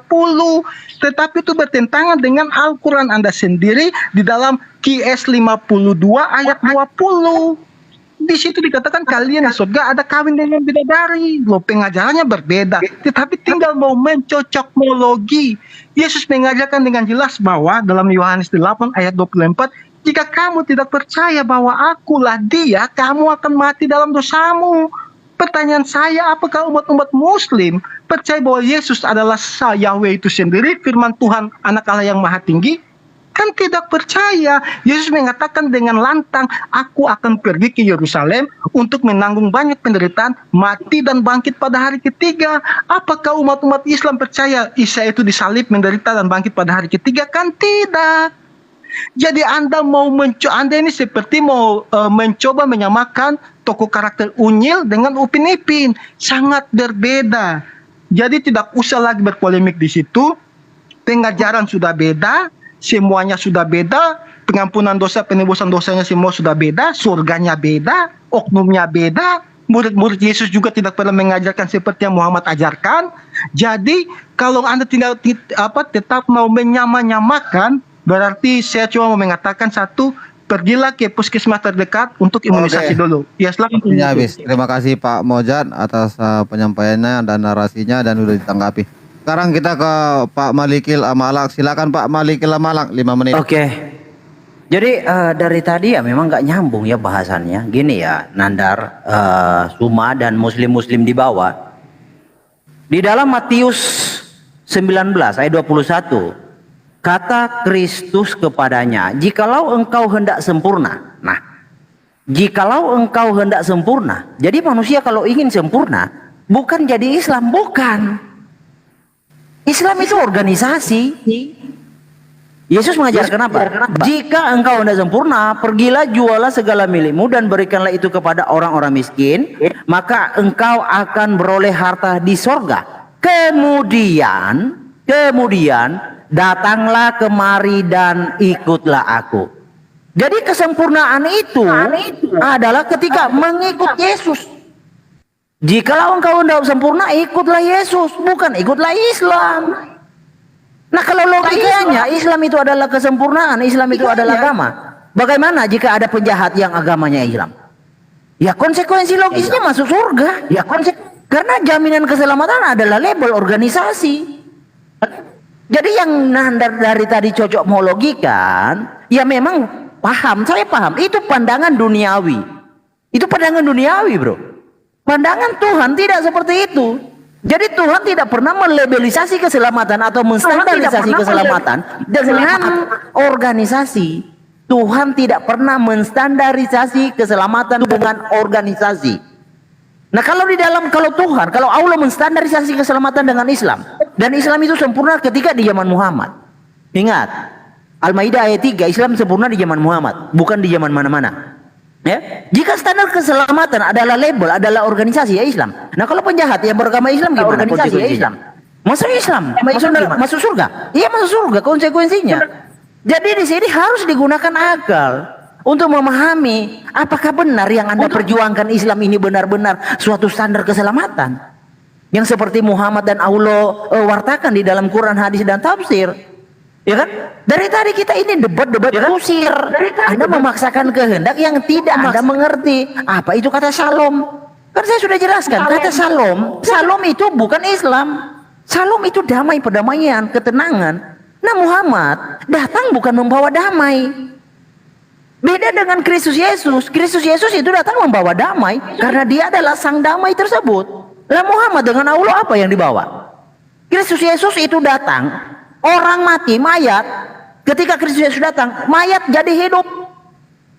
Manusia yang mati jadi hidup. Muhammad dengan Allah datang, orang hidup dibuat mati. Di mana damainya? Itu coba gunakan akal. Sekali lagi, Muhammad dan Allah datang, orang hidup dibuat mati. Di mana damainya? Di mana ketenangannya? Kalau orang mati, orang hidup dibuat mati. Kedamaian apa yang kalian dapat? Apa yang kalian ingin jual dengan kedamaian menghilangkan nyawa orang lain? Apa yang kalian jual dengan menyatakan bahwa surga itu boleh masuk surga orang yang berbuat dosa? Apa yang kalian jual? Hanya orang-orang yang tidak berakal yang bisa menerima hal-hal demikian. Saya buktikan ya di sini. Di dalam hadis Sahih Bukhari 2983. Jadi harus maju kepada esensinya, jangan hanya diam di tempat. Bukhari 2983. Nih. Jibril berkata kepadaku, siapa yang meninggal dunia dari umatmu dengan tidak menyekutukan Allah dengan sesuatu apapun, maka dia pasti masuk surga atau tidak akan pernah masuk neraka. Muhammad bertanya, sekalipun nandar, contohnya, sekalipun nandar dan suma berzina atau mencuri. Jibril menjawab, ya sekalipun nandar dan suma berbuat dosa itu masuk surga. Apakah standar ini yang ditawarkan Islam? Iya, standar ini yang ditawarkan Islam. Nah, apakah standar ini memenuhi standar tentang damai salom tersebut? Coba dipahami, standar yang seperti ini tidak mungkin ada kata damai kalau kejahatan itu dibenarkan. Kalau kejahatan, berzina, mencuri dibenarkan, lalu adalah sebagai standar keselamatan, tidak ada kedamaian yang didapat. Siapa yang bilang ada dosa, ada kejahatan itu ada kedamaian?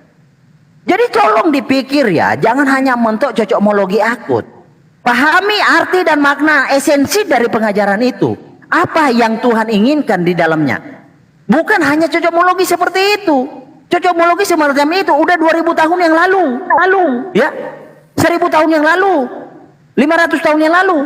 Banyak orang cocokmologi kayak gitu, tetapi gagal mereka mencapai puncaknya. Karena pengajarannya bukan bersumber dari Tuhan yang benar. Waktunya habis, Pak. Oke, silakan. Kayaknya masih lanjut, Pak Nandar dan Bang Zuma. Cek. Saya dulu deh, mumpung bagus jaringan. Boleh habis Najib, bongkar. Boleh ya, Bang Zuma mungkin lah. Suara saya terputus nggak? Udah aman. Nanti kalau putus saya mute. Kalau putus saya mute. Saya pause. Oke, baik. Jadi yang pertama, Saudara Mossad, terkait dengan perkataan saudara tentang kata akbar. Anda apa nggak risih gitu? Ada yang bisa bahasa Ibrani di sini? Ya, kalau akbar dalam bahasa Ibraninya itu adalah kabir, bukan akbar. Ya, kesetaraan kata akbar dalam bahasa Ibrani itu adalah kabir. Kaf, bet, yod, res. Itu yang Anda harus pahami. Jangan kemudian kata akbar Anda nisbahkan kepada kata akbar, itu satu. Tapi kabir, bahasa Ibrani kabir, besar. Ya, pelajari itu. Kemudian saudara mengatakan bahwasanya Petrus itu adalah paus pertama. Coba Anda baca di dalam.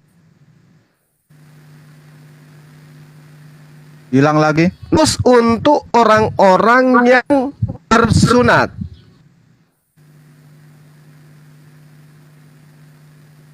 Hilang lagi.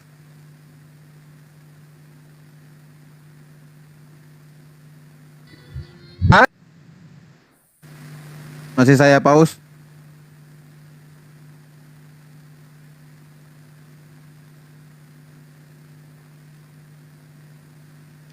Ya, saya paus. Nomor 5, nomor 6.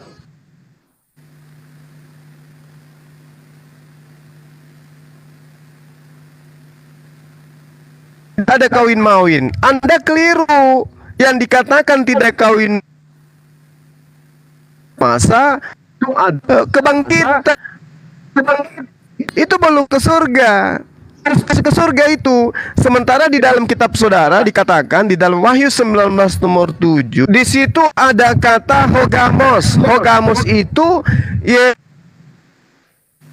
memilih dan dia menikah. Jangankan ikutnya, Yesus sendiri diceritakan dalam kitab Wahyu itu menikah, memiliki mempelai wanita, hogamos. Ya, itu di surga. Yang Anda ceritakan kebangkitan itu bukan surga. Jadi manusia itu bangkit bukan di surga. Dia di padang mahsyar dulu. Belum masuk surga atau neraka belum. Dihisab dulu dia, diadili dulu. Makanya dikatakan di dalam perbuat di saat kemudian ada hisab namanya. Dikasih orang catatan-catatan kehidupannya tentang di dunia tadinya.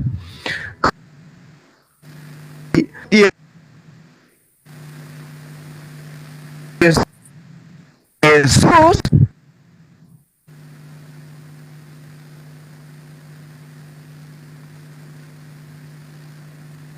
nggak mungkin kalau Anda mengatakan sudah menjalankan semua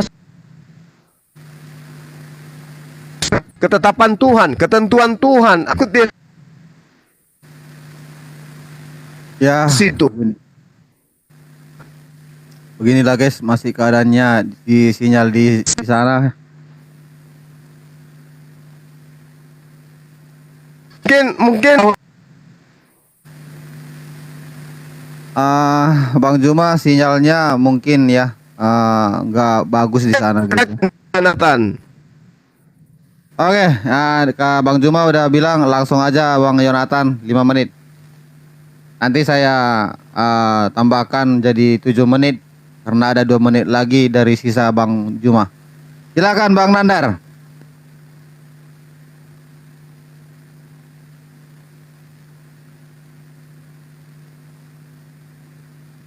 Suaranya terputus-putus. Ditambahkan berarti ya. Oke, saya tambahkan menjadi 7 ya. Iya, baguslah begitu ya. Oke, silakan. Ya, teman-teman melihat fakta bahwa Anda tahu tidak, Yesus itu adalah orang yang tinggal di Yerusalem, ya. Kalau kita lihat jarak antara Yerusalem ke Antioquia itu, Antioquia ini adalah perbatasan Turki dan Suriah. Yesus orang Yerusalem, yang bikin agama Kristen orang Turki loh, orang Suriah. Bayangkan nih, yang bikin orang Kristen, agama Kristen adalah orang dari Antioquia, yang mana dari Yerusalem itu 17 jam, boleh dicek ya. Kemudian berbicara akbar. Tadi ini sebenarnya memang melenceng dari tema ya. Kita buktikan Yesus adalah Muslim atau Kristen. Ternyata data di sini disebut Kristen adalah ciptaan dari kafir di Antioquia. Teman-teman, saya akan menyampaikan dengan tegas ya. Coba tanya Ibu Rita Wahyu, pengajar Hebrew di Indonesia yang ahli Ibrani. Ya, yang tadi Anda tunjukkan Herdi itu bukan akbar. Makanya belajar Ibrani. Mojat, Herdi kalau mau belajar Ibrani ke saya gratis kamu sampai bisa. Ingat, gratis. Itu bacaannya bukan akbar tetapi ahbar. Kalau akbar harus ada titik tengahnya. Ya, lagi pula yang Anda maksud itu bukan alef tetapi ain. A I U A. Jadi dibacanya ahbar, bukan ahbar, bukan. Nah, itulah ya. Coba Anda tanya Ibu Rita Wahyu, tadi Anda buka website Ibu Rita Wahyu ya. Coba tanya. Kalau Ibu Rita Wahyu jujur pasti akan sependapat dengan saya. Ingat, saya belajar Ibrani sudah 2,5 tahun loh. Ya. Nah, kita lihat saudara-saudari yang terkasih. Pemaparan yang sudah tadi saya sampaikan jelas bahwa Yesus itu adalah orang Islam. Tadi Herdi sudah mengakui bahwa Islam itu bermakna berserah diri, saudara, atau penyerahan total terhadap Allah Subhanahu wa taala. Sebagaimana definisi Islam yang berarti adalah aslama, ya, berserah diri kepada Allah Subhanahu wa taala. Pertanyaannya, apakah Yesus berserah diri kepada Allah? Kita lihat di dalam Yohanes 5 ayat 30. Lihat nih saudara ya. Aku tidak dapat berbuat apa-apa dari diriku sendiri. Nah, dari sini saja sudah jelas bahwa Yesus itu adalah la haula wala quwata illa billah, bahwa dia tidak mempunyai kekuatan, segala daya dan upaya yang dilakukan oleh Yesus karena ada punya Tuhan dia dan dia berserah diri. Ya, yang bermakna beliau ini adalah seorang Muslim, bukan Kristen. Itu poinnya, saudara. Kemudian tadi Mojat mengatakan Yesus pengorbanan darah lain sebagainya. Kita lihat ayat 27-nya, saudara. Sesudah itu ia mengambil cawan, mengucap syukur, lalu memberikannya kepada mereka dan berkata, minumlah kamu semua dari cawan ini. Isi cawan ini darah atau anggur? Coba kita lihat. Ya, sebab inilah darahku, darah perjanjian yang ditumpahkan bagi banyak orang untuk mengampunkan dosa. Kita lihat ayat 29-nya. Akan tetapi aku berkata kepadamu, mulai dari sekarang aku tidak akan minum lagi hasil pokok anggur ini sampai pada hari aku meminumnya. Ternyata yang diminum oleh Yesus dan para murid itu anggur kolesom, bukan darah, saudara. Nah, kenapa Yesus mengatakan darah? Yesus itu mengajar segala sesuatu dengan perumpamaan. Itu pun banyak yang tidak dimengerti oleh Bani Israel. Tapi sekali lagi ya, yang kita bahas di sini adalah pembuktian apa sih agama yang Yesus anut itu. Nah, kita lihat sebentar ya. Saya ada di HP nih. Tenang, waktu masih 2 menit lebih.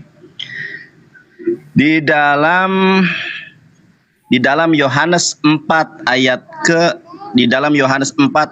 ke-27, kamu menyembah apa yang tidak kamu kenal, kami menyembah apa yang kami kenal. Subjek jamak, saudara. Dan ini perkataan Yesus. Ternyata Yesus punya sesembahan.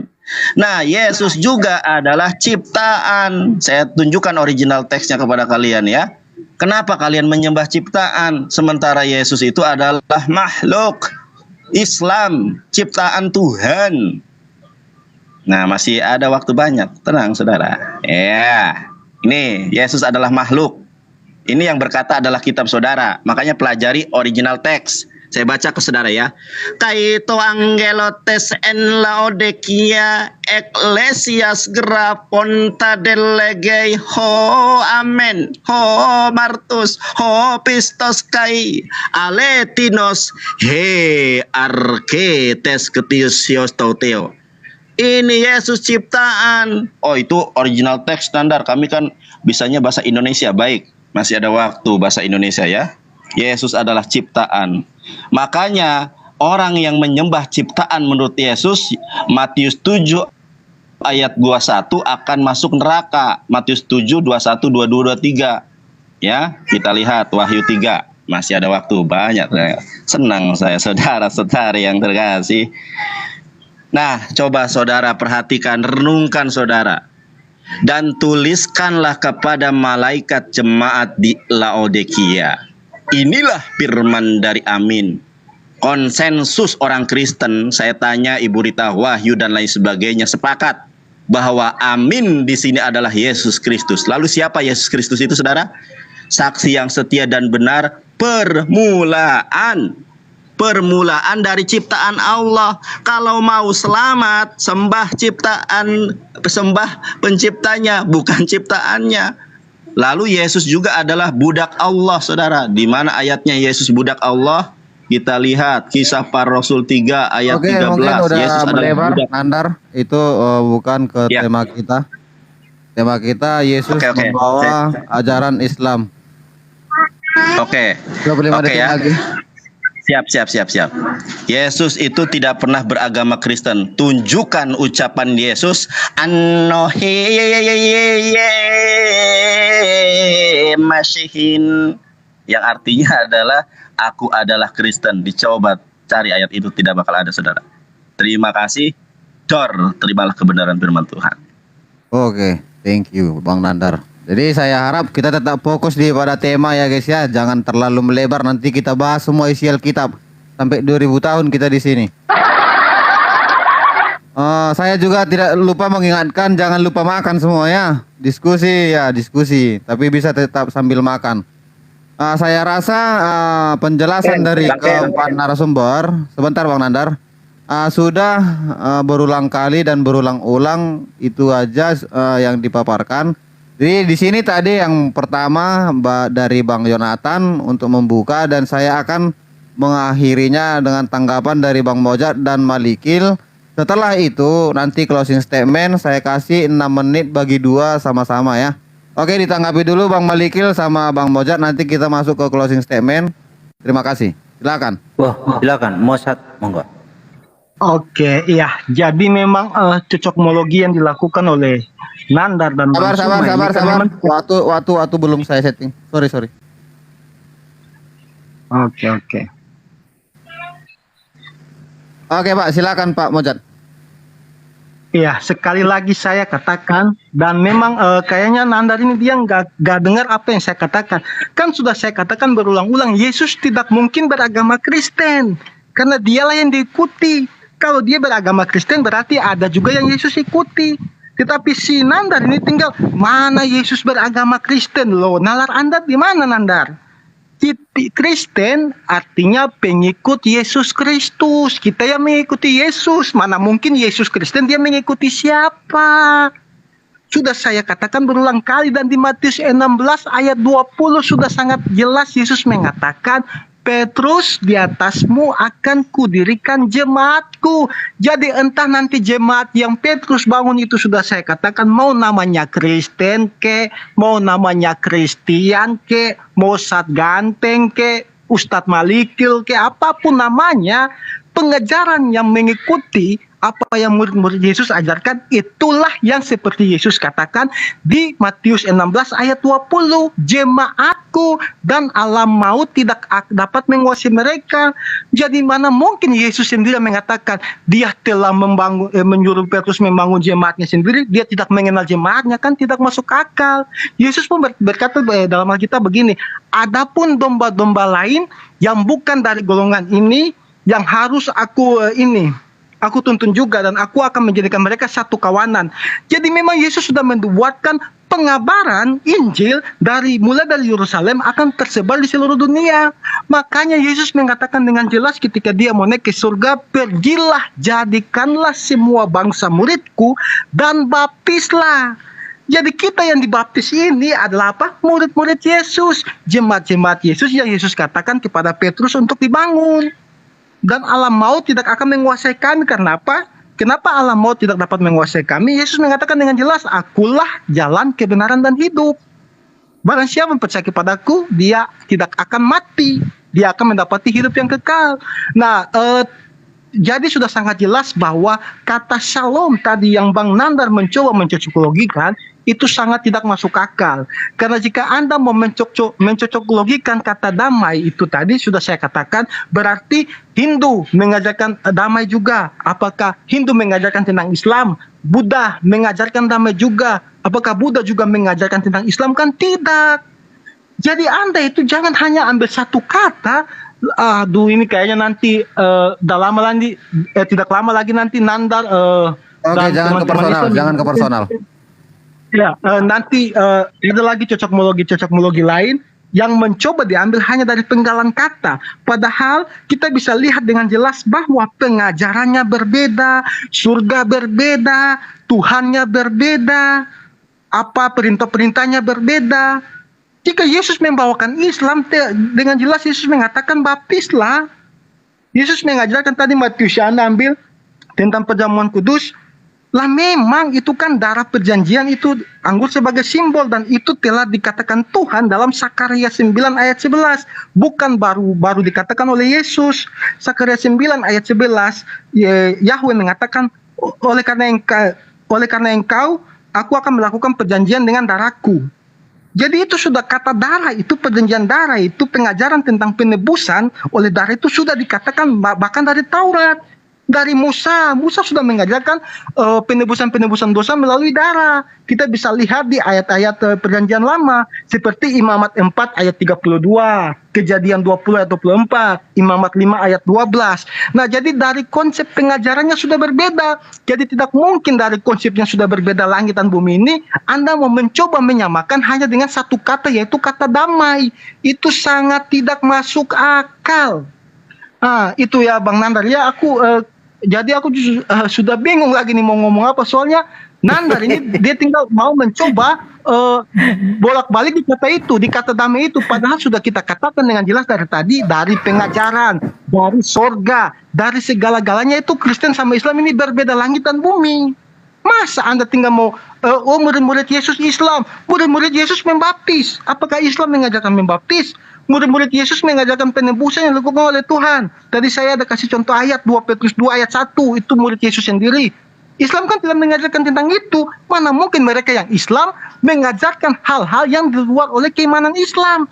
Itu berarti Tuhan tidak konsisten, atau Tuhan pelin-pelan. Hari Senin Tuhan ngomong A, hari Selasa Tuhan ngomong B. Ya, jadi itu aja dari saya, Bang. Terima kasih. Silakan dilanjut abang saya, Pak Malikil. Silakan. Oke, terima kasih Pak Mojat. Saya harap masih stay, nanti habis ini masih ada closing ya. Silakan Pak Malikil. Jadi Nandar memang pembahasan nih dari awal sudah nggak nyambung, pemaksaan cocokmologi yang tanpa dasar. Ya, jadi kalau Islam dipaksakan itu adalah suatu bentuk agama yang menganut damai, itu sesuatu yang bertentangan dengan literasi, dengan literatur-literatur. Islam itu adalah aslama, yaitu orang-orang yang menyerah. Islam itu adalah kumpulan orang-orang yang menyerah, dipaksa tunduk, dipaksa ditaklukkan. Kan saya sudah bawa ayatnya, hadisnya. Nih, di dalam, saya ulang-ulangnya, hadis Bukhari 4741. Saya ulangi, dicatat, buat muslim yang awam juga di bawah dicatat.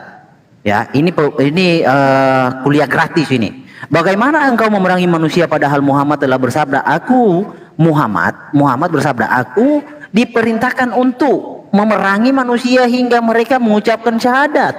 Barang siapa mengucapkan syahadat, berarti ia telah menjaga darah dan jiwanya. Jadi orang yang sudah syahadat itu menjaga darah dan jiwanya. Jadi yang tidak syahadat itu disembelih atau diusir. Nah, orang yang menyerah itulah yang disebut Islam, Aslam. Jadi Nandar di sini sedang menawarkan suatu organisasi yang katanya damai, tetapi tidak ada di zamannya, di etimologi ketika dia terjadi tidak ada kedamaian. Ya, contoh. Jadi apa yang kamu mau tawarkan? Contoh di dalam hadis Sahih Muslim, saya tidak mungkin akan percaya bahwa Islam itu adalah agama damai. Kenapa? Karena setan juga beragama Islam. Di dalam Sahih Muslim 50:35, Islam juga adalah agama setan.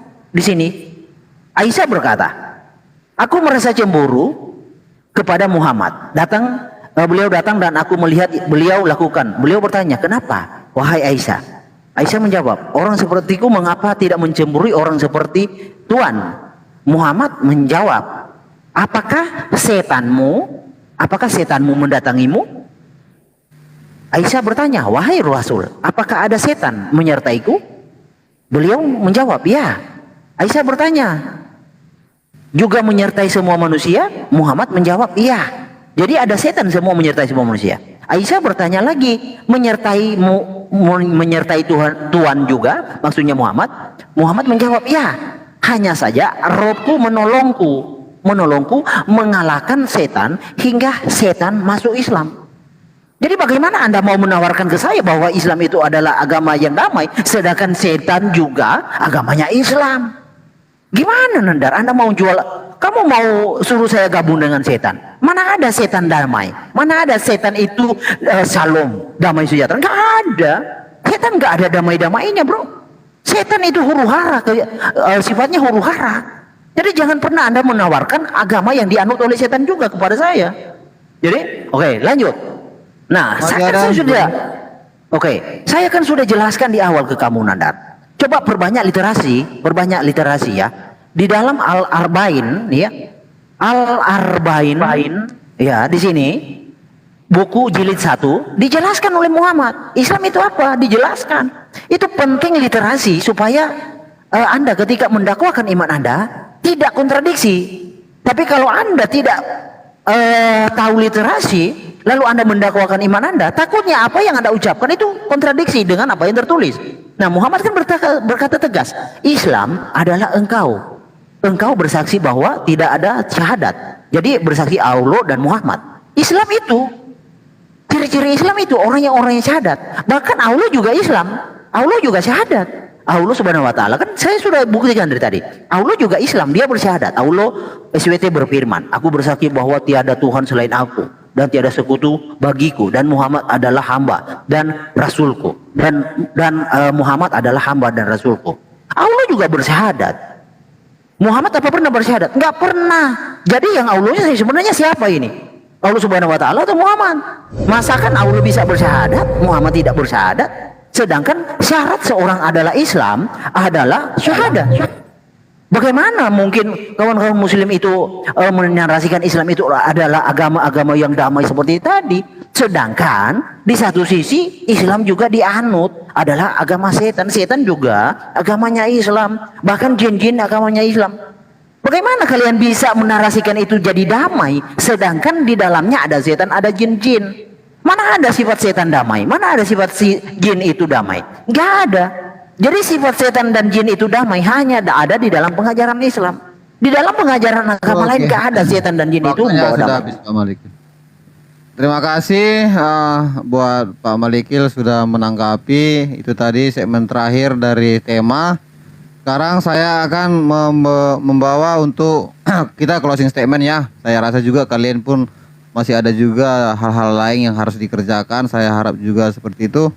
Pak Yonatan, maukah pertama kali untuk closing atau dari Kristen duluan? Saya kasih 6 menit bagi 2. Opening dari pihak Islam harusnya opening Islam yang terakhir closing statement Islam dari Pak Malikil sama Pak Mojar silakan untuk closing statement. Waktunya 6 menit bagi 2 ya Pak. Silakan Mosad. Kalau bisa mau dihabiskan nggak apa-apa. Ya, aku pakai sedikit aja, 1-2 menit aja Pak. Sisa Pak Malikil biar lebih mantap. Bentar Pak, aku lagi buka ayat nih bentar-bentar. Biar aku bacakan ayatnya. Closingnya damai ya guys ya. Iya ya, closing ini closing kapan? Ya, paham. Jadi saya closing statement ini dengan saya membuka dari kitab, saya baca aja 1 Tawarik 22 ayat 10. Ya, dijalankan waktunya. Jadi 1 Tawarik 22 ayat 10 firman Tuhan begini. Ini nih ayatnya. Dialah yang akan mendirikan rumah bagi namaku, dan dialah yang akan menjadi anakku, dan aku akan menjadi bapaknya. Aku akan mengukuhkan tata kerajaannya atas Israel sampai selama-lamanya. Janji Tuhan, ya dan amin. Jadi kerajaan Tuhan tidak akan beranjak dari Israel sampai selama-lamanya. Dia tidak mungkin mengingkari janjinya lalu memindahkan tahtanya ke negeri-negeri lain. Karena Tuhan bukan seorang pembohong. Nah, jadi sangat jelas bahwa konsep ketuhanan yang coba Bang Nanda dan Bang Sumba bawakan dengan ilmu cocokmologi untuk mengait-ngaitkan bahwa Yesus yang adalah Tuhan dan Juru Selamat itu menyembah kepada Tuhan Islam ataupun nabi-nabi terdahulu, mereka mencoba menyamakan bahwa yang mereka menyembah adalah Allah yang Muhammad sembah, itu adalah fatal, bukan, dan itu hanya ilmu cocokmologi. Itu aja ayat terakhir dari saya, sisanya silakan Bang Malikil. Oke, ada 5 menit lagi Pak Malikil. Oke, ya. Jadi harus dikaji memang dari etimologi, bro, kawan-kawanku dan para pendengar yang di bawah, tentang suatu kajian itu suatu bahasa itu pasti ada asal usulnya, itu yang disebut etimologi kata. Etimologi kata itu berbicara asal usul kata disebut. Nah, di sini kan mencoba menghubungkan, mencocokkan Islam dengan kata shalom. Sedangkan shalom itu tidak pernah ada pengertian menyerah atau ditundukkan, kan ada. Shalom itu adalah damai. Ya, Islam itu secara etimologi tidak pernah ada hubungannya dengan damai. Di mana Islam itu bisa diartikan secara etimologi adalah damai? Kagak ada. Pada etimologinya, pada Islam itu, pada peristiwa Islamnya itu hadir, tidak ada damai yang terjadi, huru hara yang terjadi, orang hidup dibuat mati, itu bukan damai. Ya, itu adalah huru hara, itu adalah kerusuhan. Ingat ketika Muhammad di dalam hadis Sahih Bukhari 2769, ketika mendatangi Khaybar, dia berkata Allahu Akbar, hancurlah Khaybar. Itu bukti bahwa Islam itu bukanlah agama yang damai, shalom itu bukan. Islam itu adalah agama yang memperkarakan sesuatu, yang menundukkan sesuatu. Islam itu adalah agama invasi, menginvasi orang-orang supaya orang itu tunduk. Kalau tidak tunduk, harta dan jiwanya itu terabaikan.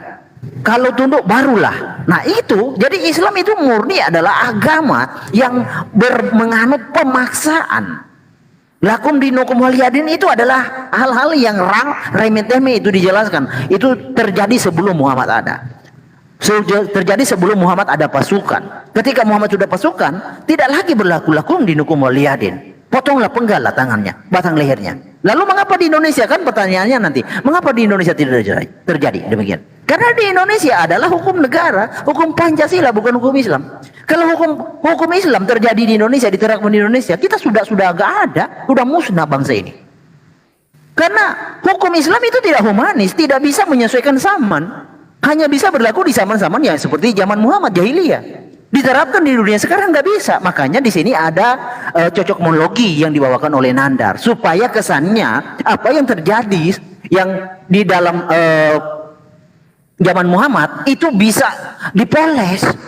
Sorry, dipoles untuk orang yang tidak mengerti sejarah Islam. Tapi kalau kita membaca, mengerti, memahami dari sejarah Islam, itu tidak akan mungkin bisa dikelabui dengan cocokmologi seperti itu, karena tidak ada sejarahnya. Kamu nanti kawan-kawan muslim, baik yang ada di room ini, Suma dan Nandar, dan ada di bawah di Komal, buktikan satu saja, muslim itu, Islam itu berarti damai. Tidak ada dalam sejarahnya Islam itu adalah damai. Justru invasi, perang. Goro, pancung. Itu, mana ada itu ada damai seperti itu. Lalu dalam pengajarannya, dalam pengajaran Islam, dosa itu masuk surga. Apa seperti itu damainya? Oke, kalau ada, ya. Closing kan ini? Ya, closing. Ya, oke. Jangan masuk lagi ke apa, nanti diminta bukti lagi, harus membeberkan ayat lagi. Oh bukan, saya mengulangi aja apa yang saya sudah paparkan tadi. Ya, silakan Pak Meli. Ya, di dalam hadis Sahih Bukhari 2983 yang saya sudah paparkan bahwa orang yang berzina mati dalam keadaan mati dalam keadaan mencuri itu masuk surga. Nah, hal-hal seperti itu akan memotivasi orang. Oh, ternyata yang penting tidak syirik, yang penting tidak menduakan Allah. Kita halal masuk surga. Orang-orang kan termotivasi. Jangan salah, orang-orang yang di Timur Tengah, isi sana, mereka memerkosa, melakukan kejahatan-kejahatan, mereka tidak syirik karena mereka punya dasar. Yang penting tidak syirik. Yang penting tidak syirik masuk surga. Itu kata Jibril. Dan itu pun berita gembira yang dibawa oleh Jibril. Bagaimana muslim mau menolak? Di mana ayatnya? Di dalam hadis Sahih Muslim 137, baca di sana. Sahih Muslim 137. Jibril datang membawa kabar gembira, orang yang meninggal dalam keadaan tidak mensyirikan Allah, dia masuk surga sekalipun dia berbuat dosa, sekalipun dia berzina, sekalipun dia mencuri. Jadi itu akan memotivasi orang akan melakukan kejahatan. Yang penting tidak syirik. Pengajaran seperti apa yang Anda tawarkan? Yang Anda artikan adalah damai. Tidak mungkin ada damai jika ada legitimasi dosa masuk surga. Nggak mungkin ada damai. Hanya orang-orang yang tidak berakal yang bisa memahami itu. Selesai. Habis, Pak. Terima kasih closing statement dari Mojad dan Pak Malikil sudah kita dengarkan. Nah, sekarang kita giliran Pak Nandar dan Bang Juma. Silakan, Bang. Silakan Guru Nda Juma. Silakan Dinda Nathan dulu. Guru Nda Juma aja Antum dulu duluan. yang senior. Oke, Ya, oke. 6 menit ya, Bang, Baik. dibagi 2 ya, pandai-pandai ya. Boleh, silakan. Oke. Ya, jadi Islam itu adalah damai sejahtera. Damai sejahteranya itu bukan hanya di dunia, tapi juga di akhirat. Dan itu diajarkan semua nabi. Kalau ada peperangan dalam Islam itu untuk menegakkan damai sejahtera itu agar manusia kemudian bisa memerangi. Hilang lagi, Pak. Ya. Hilang kan suaranya kan? Tolong dimonitor. Tujuannya adalah untuk kemudian mengajarkan untuk mengajarkan damai sejahtera kepada kaumnya. Itu yang diajarkan.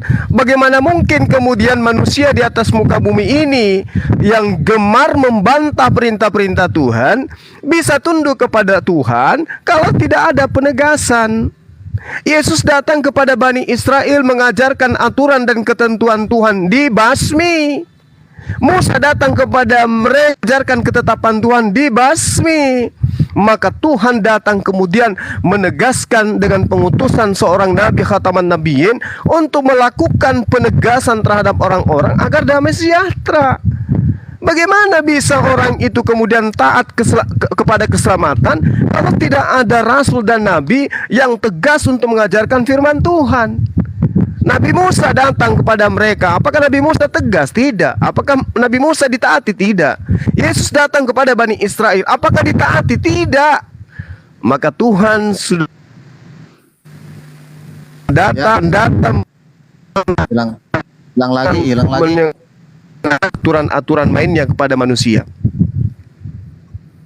Ya.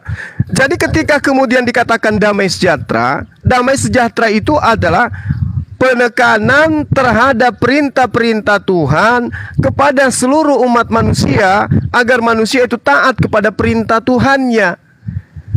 Perintah Tuhan ini ketika ditaatin kemudian maka manusia akan mendapatkan damai sejahtera. Yang saya khawatirkan adalah ketika kemudian orang menjadi Kristen di mana ajaran itu tidak pernah diajarkan oleh Yesus, ternyata orang Tuhankan Yesus di dalam kitabnya teman-teman Kristen justru diusir dan dianggap sebagai pelaku kejahatan. Pelaku kejahatan itu di mana tempatnya? Di dalam Hilang lagi, guys. 13 nomor 50, kembalinya ke dalam api neraka. Siapa yang jahat menurut Yesus? Mereka yang menyebut Yesus dengan panggilan Tuhan, dan itu adalah Kristen. Yesus mengajarkan menjadi Hilang lagi. di seorang beriman kepada Tuhan pencipta langit dan bumi. Hidup kekal itu adalah mereka mengenal Engkau satu-satunya Tuhan yang benar. Satu-satunya Tuhan yang benar yang diperintahkan disembah oleh Yesus adalah yang di langit. Sementara Kristen justru mengajarkan menyembah kepada Yesus. Akibat menyembah kepada Yesus menyebabkan orang memanggil Yesus itu Tuhan, dan orang yang memanggil Yesus Tuhan itu akan dilempar ke dalam api neraka. Di dalam Matius 13 nomor 50 itu sangat jelas. Makanya untuk mendapatkan damai sejahtera, seorang nabi, seorang utusan akan mengajarkan itu sama seperti Musa mengajarkan. Bahkan lebih dahsyat. Baca kisah para rasul 3. Ya, di situ Anda akan mendapatkan nomor 22 sampai nomor 23. Seorang nabi yang sama seperti Musa, barang siapa yang tidak mendengarkan nabi itu, dia akan dibasmi. Apa itu dibasmi? Dimatikan, itu perintah. Silakan Dinda Jonathan. 3 menit lagi, kurang. Terima kasih ya. Baiklah, terima kasih. Waktunya berjalan langsung ya. Begini teman-teman ya, tadi Mojat dan teman-teman Kristen menyatakan ada di dalam Islam menjanjikan bidadari. Di dalam Kristen juga Yesus menjanjikan bidadari, saudara. Ini dalam bahasa Inggrisnya di dalam King James Bible 2016 dan di dalam bahasa Yunaninya juga. Ya, ternyata di sini Yesus menjanjikan bidadari. Ya, di sini tertulisnya Gunaika, istri. Nah, silakan lihat, ternyata di dalam terjemahan dirobah ayat itu, dihilangkan. Dan setiap orang yang karena namaku meninggalkan rumahnya, bapak dan ibunya atau anaknya atau ladangnya, dihilangkan kata istri. Sementara Yesus menjanjikan 100 bidadari. Tek. Sedangkan di dalam original teksnya ada tuh Gunaika. Oke, kita ke etimologi. Tadi sejarahnya tidak ada Islam itu damai. Secara etimologi, saudara, Islam yang namanya Islam itu berasal dari kata shalom, asyalmu, berarti damai dan kedamaian. Kita lihat Yohanes 14 ayat ke-27, apa yang Yesus katakan? Damai sejahtera ku tinggalkan bagimu. Apakah definisi Islam hanya damai? Ternyata sejahtera juga definisi Islam, saudara ya. Ini bahasa Arabnya, dalil-dalil Al-Qurannya banyak. Langsung ke closing, nggak usah buka lagi data. Oke, kita lihat juga ya, di dalam Al-Islam itu artinya salam, yang berarti adalah damai sejahtera. Dan kita lihat, saudara, di dalam bahasa Ibraninya juga sudah saya sampaikan ya. Di dalam bahasa Ibraninya tadi, di ayat ke-27, ini, Shalom ani masyir lahem, ku tinggalkan Islam. Et slomi ani noten lahem, ku berikan Islam. Tidak memberikan Kristen. Dan satu hal ya, dari debat closing, opening sampai sekarang closing, teman-teman Kristen tidak mampu membantah bahwa Kristen itu adalah sebuah agama yang didirikan oleh orang-orang kafir yang berada di Antioquia. Terima kasih banyak. Masih ada waktu ya, banyak ya, sorry ya. Ternyata agama Kristen, ya, ternyata Kristen itu didirikan oleh orang Antioquia, perbatasan Turki dan Suriah ya, kalau kita lihat. Sedangkan Islam itulah yang diwasiatkan oleh Yesus. Anda mau membantah apapun, sangat jelas. Kisah para Rasul 11 ayat 26, di Antioquia lah mereka disebut sebagai Kristen. Terimalah kebenaran, saudara. Tek. Terima kasih banyak, Bang Ken. Itu saja dari saya. Oke. Terima kasih. Jadi udah sama-sama kita mendengarkan ya. Saya harap Bang Yonatan, Mojat, Pak Malikil, Pak Juma, yuk say hello yuk. Salam-salaman. Habis sama ini Bang Ken, aku kan di sini mau mandi ya. Oke bro, Bang thank Ken, you ya. Terima kasih Bang. Tapi sebelum ini kepada Mojat dan Maliki atau Herdi, saya membuka room kelas buat kalian berdua belajar bahasa Ibrani. Debat enak, nanti pakai original teks gratis loh ya. Mantap. Tanpa dibungut bayaran sepeser pun. Kamu belajar Ibrani. Aku bisa lah Nandar ya. Boleh Bang Ken, boleh gratis. Ini gratis nanti ya. kalau debat itu enak gitu, pakai Ibrani, pakai Yunani ya. Begitu. Gurunda monitor. Ya, halo Dinda. Maaf ini jaringan. Ya, terima kasih ya. Sorry teman-teman semua atas ketidaknyamanan jaringan saya. Ya, makasih Dinda, makasih. Oke, Gurunda terima kasih Bu ya guys. Yuk. Nandar, ntar malam gimana bro? Kenapa? Ntar malam gimana?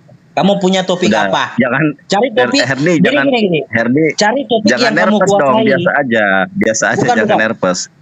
Bukan, gini, cari topik yang kamu kuasai, bukan topik cocokmologi. Iya ya udah. Intinya kita kan mengedukasi. Ya intinya kan kita mengedukasi. Nah, nanti emang topik apa yang saudara Herdi kuasai? Yang saya tahu kita lawan Google ini. Bukan Herdi yang kita lawan. Yang ada kuasai apa rupanya? Aku ada yang nggak bisa lupa dari Bang Zuma ini. Dia pernah yang Anda kuasai apa rupanya? Saudara Herdi apa? Yang saya bawa, yang saya kasih lihat. Kalau mati lampu selesai saudara Herdi. Bukan. Saya boleh tidak? Enggak Her. Her, Apakah Anda gini kawan? bentar lucu dulu. Anda itu. Gini, Saudara Herdi. Loh. Umat Islam itu paham Al-Quran, membacanya paham. Anda membahas sesuatu yang Anda tidak paham. Makanya saya kasih lihat Kan data. lucu. Kan begitu. Oke, saya harap tenang-tenang. Begitu. Ini hanya apa ya? Iya, saya tahu Anda memperlihatkan data Google. Saya tahu Anda memperlihatkan data Google. Tapi keakuratan data itu sejauh mana Anda tahu? Ya mungkin nanti itu kita bisa bahas kali ya. Itu menarik juga sih. Apa yang sedang belajar dong. Nanti kita bahas dulu itu ya tentang data-data yang akurat, data-data yang sering kali dibilang orang daif, tidak benar gitu ya. Maunya kita bahas itu sekali ya guys ya. Betul. Ini gini loh, Bang Ken. Kalau Gurunda Juma itu kan original teks Al-Quran. Kalau Herdi cuma terjemahan. Bible terjemahan juga. Jadi nggak apple to apple gitu loh. Kita bahas hadis bisa baca hadisnya, ya Arabiknya. Herdi datanya dari mana? Dari Google. Kalau saya membahas Yesus menikah, ada bukunya, ada bukan dari saya sendiri. Begitu Herdi. Ya udah. Jadi saya harap juga nanti ada ya yang sering membawakan data kayak Pak Malikil, kayak Bang Donantar, kayak si Farhan ya.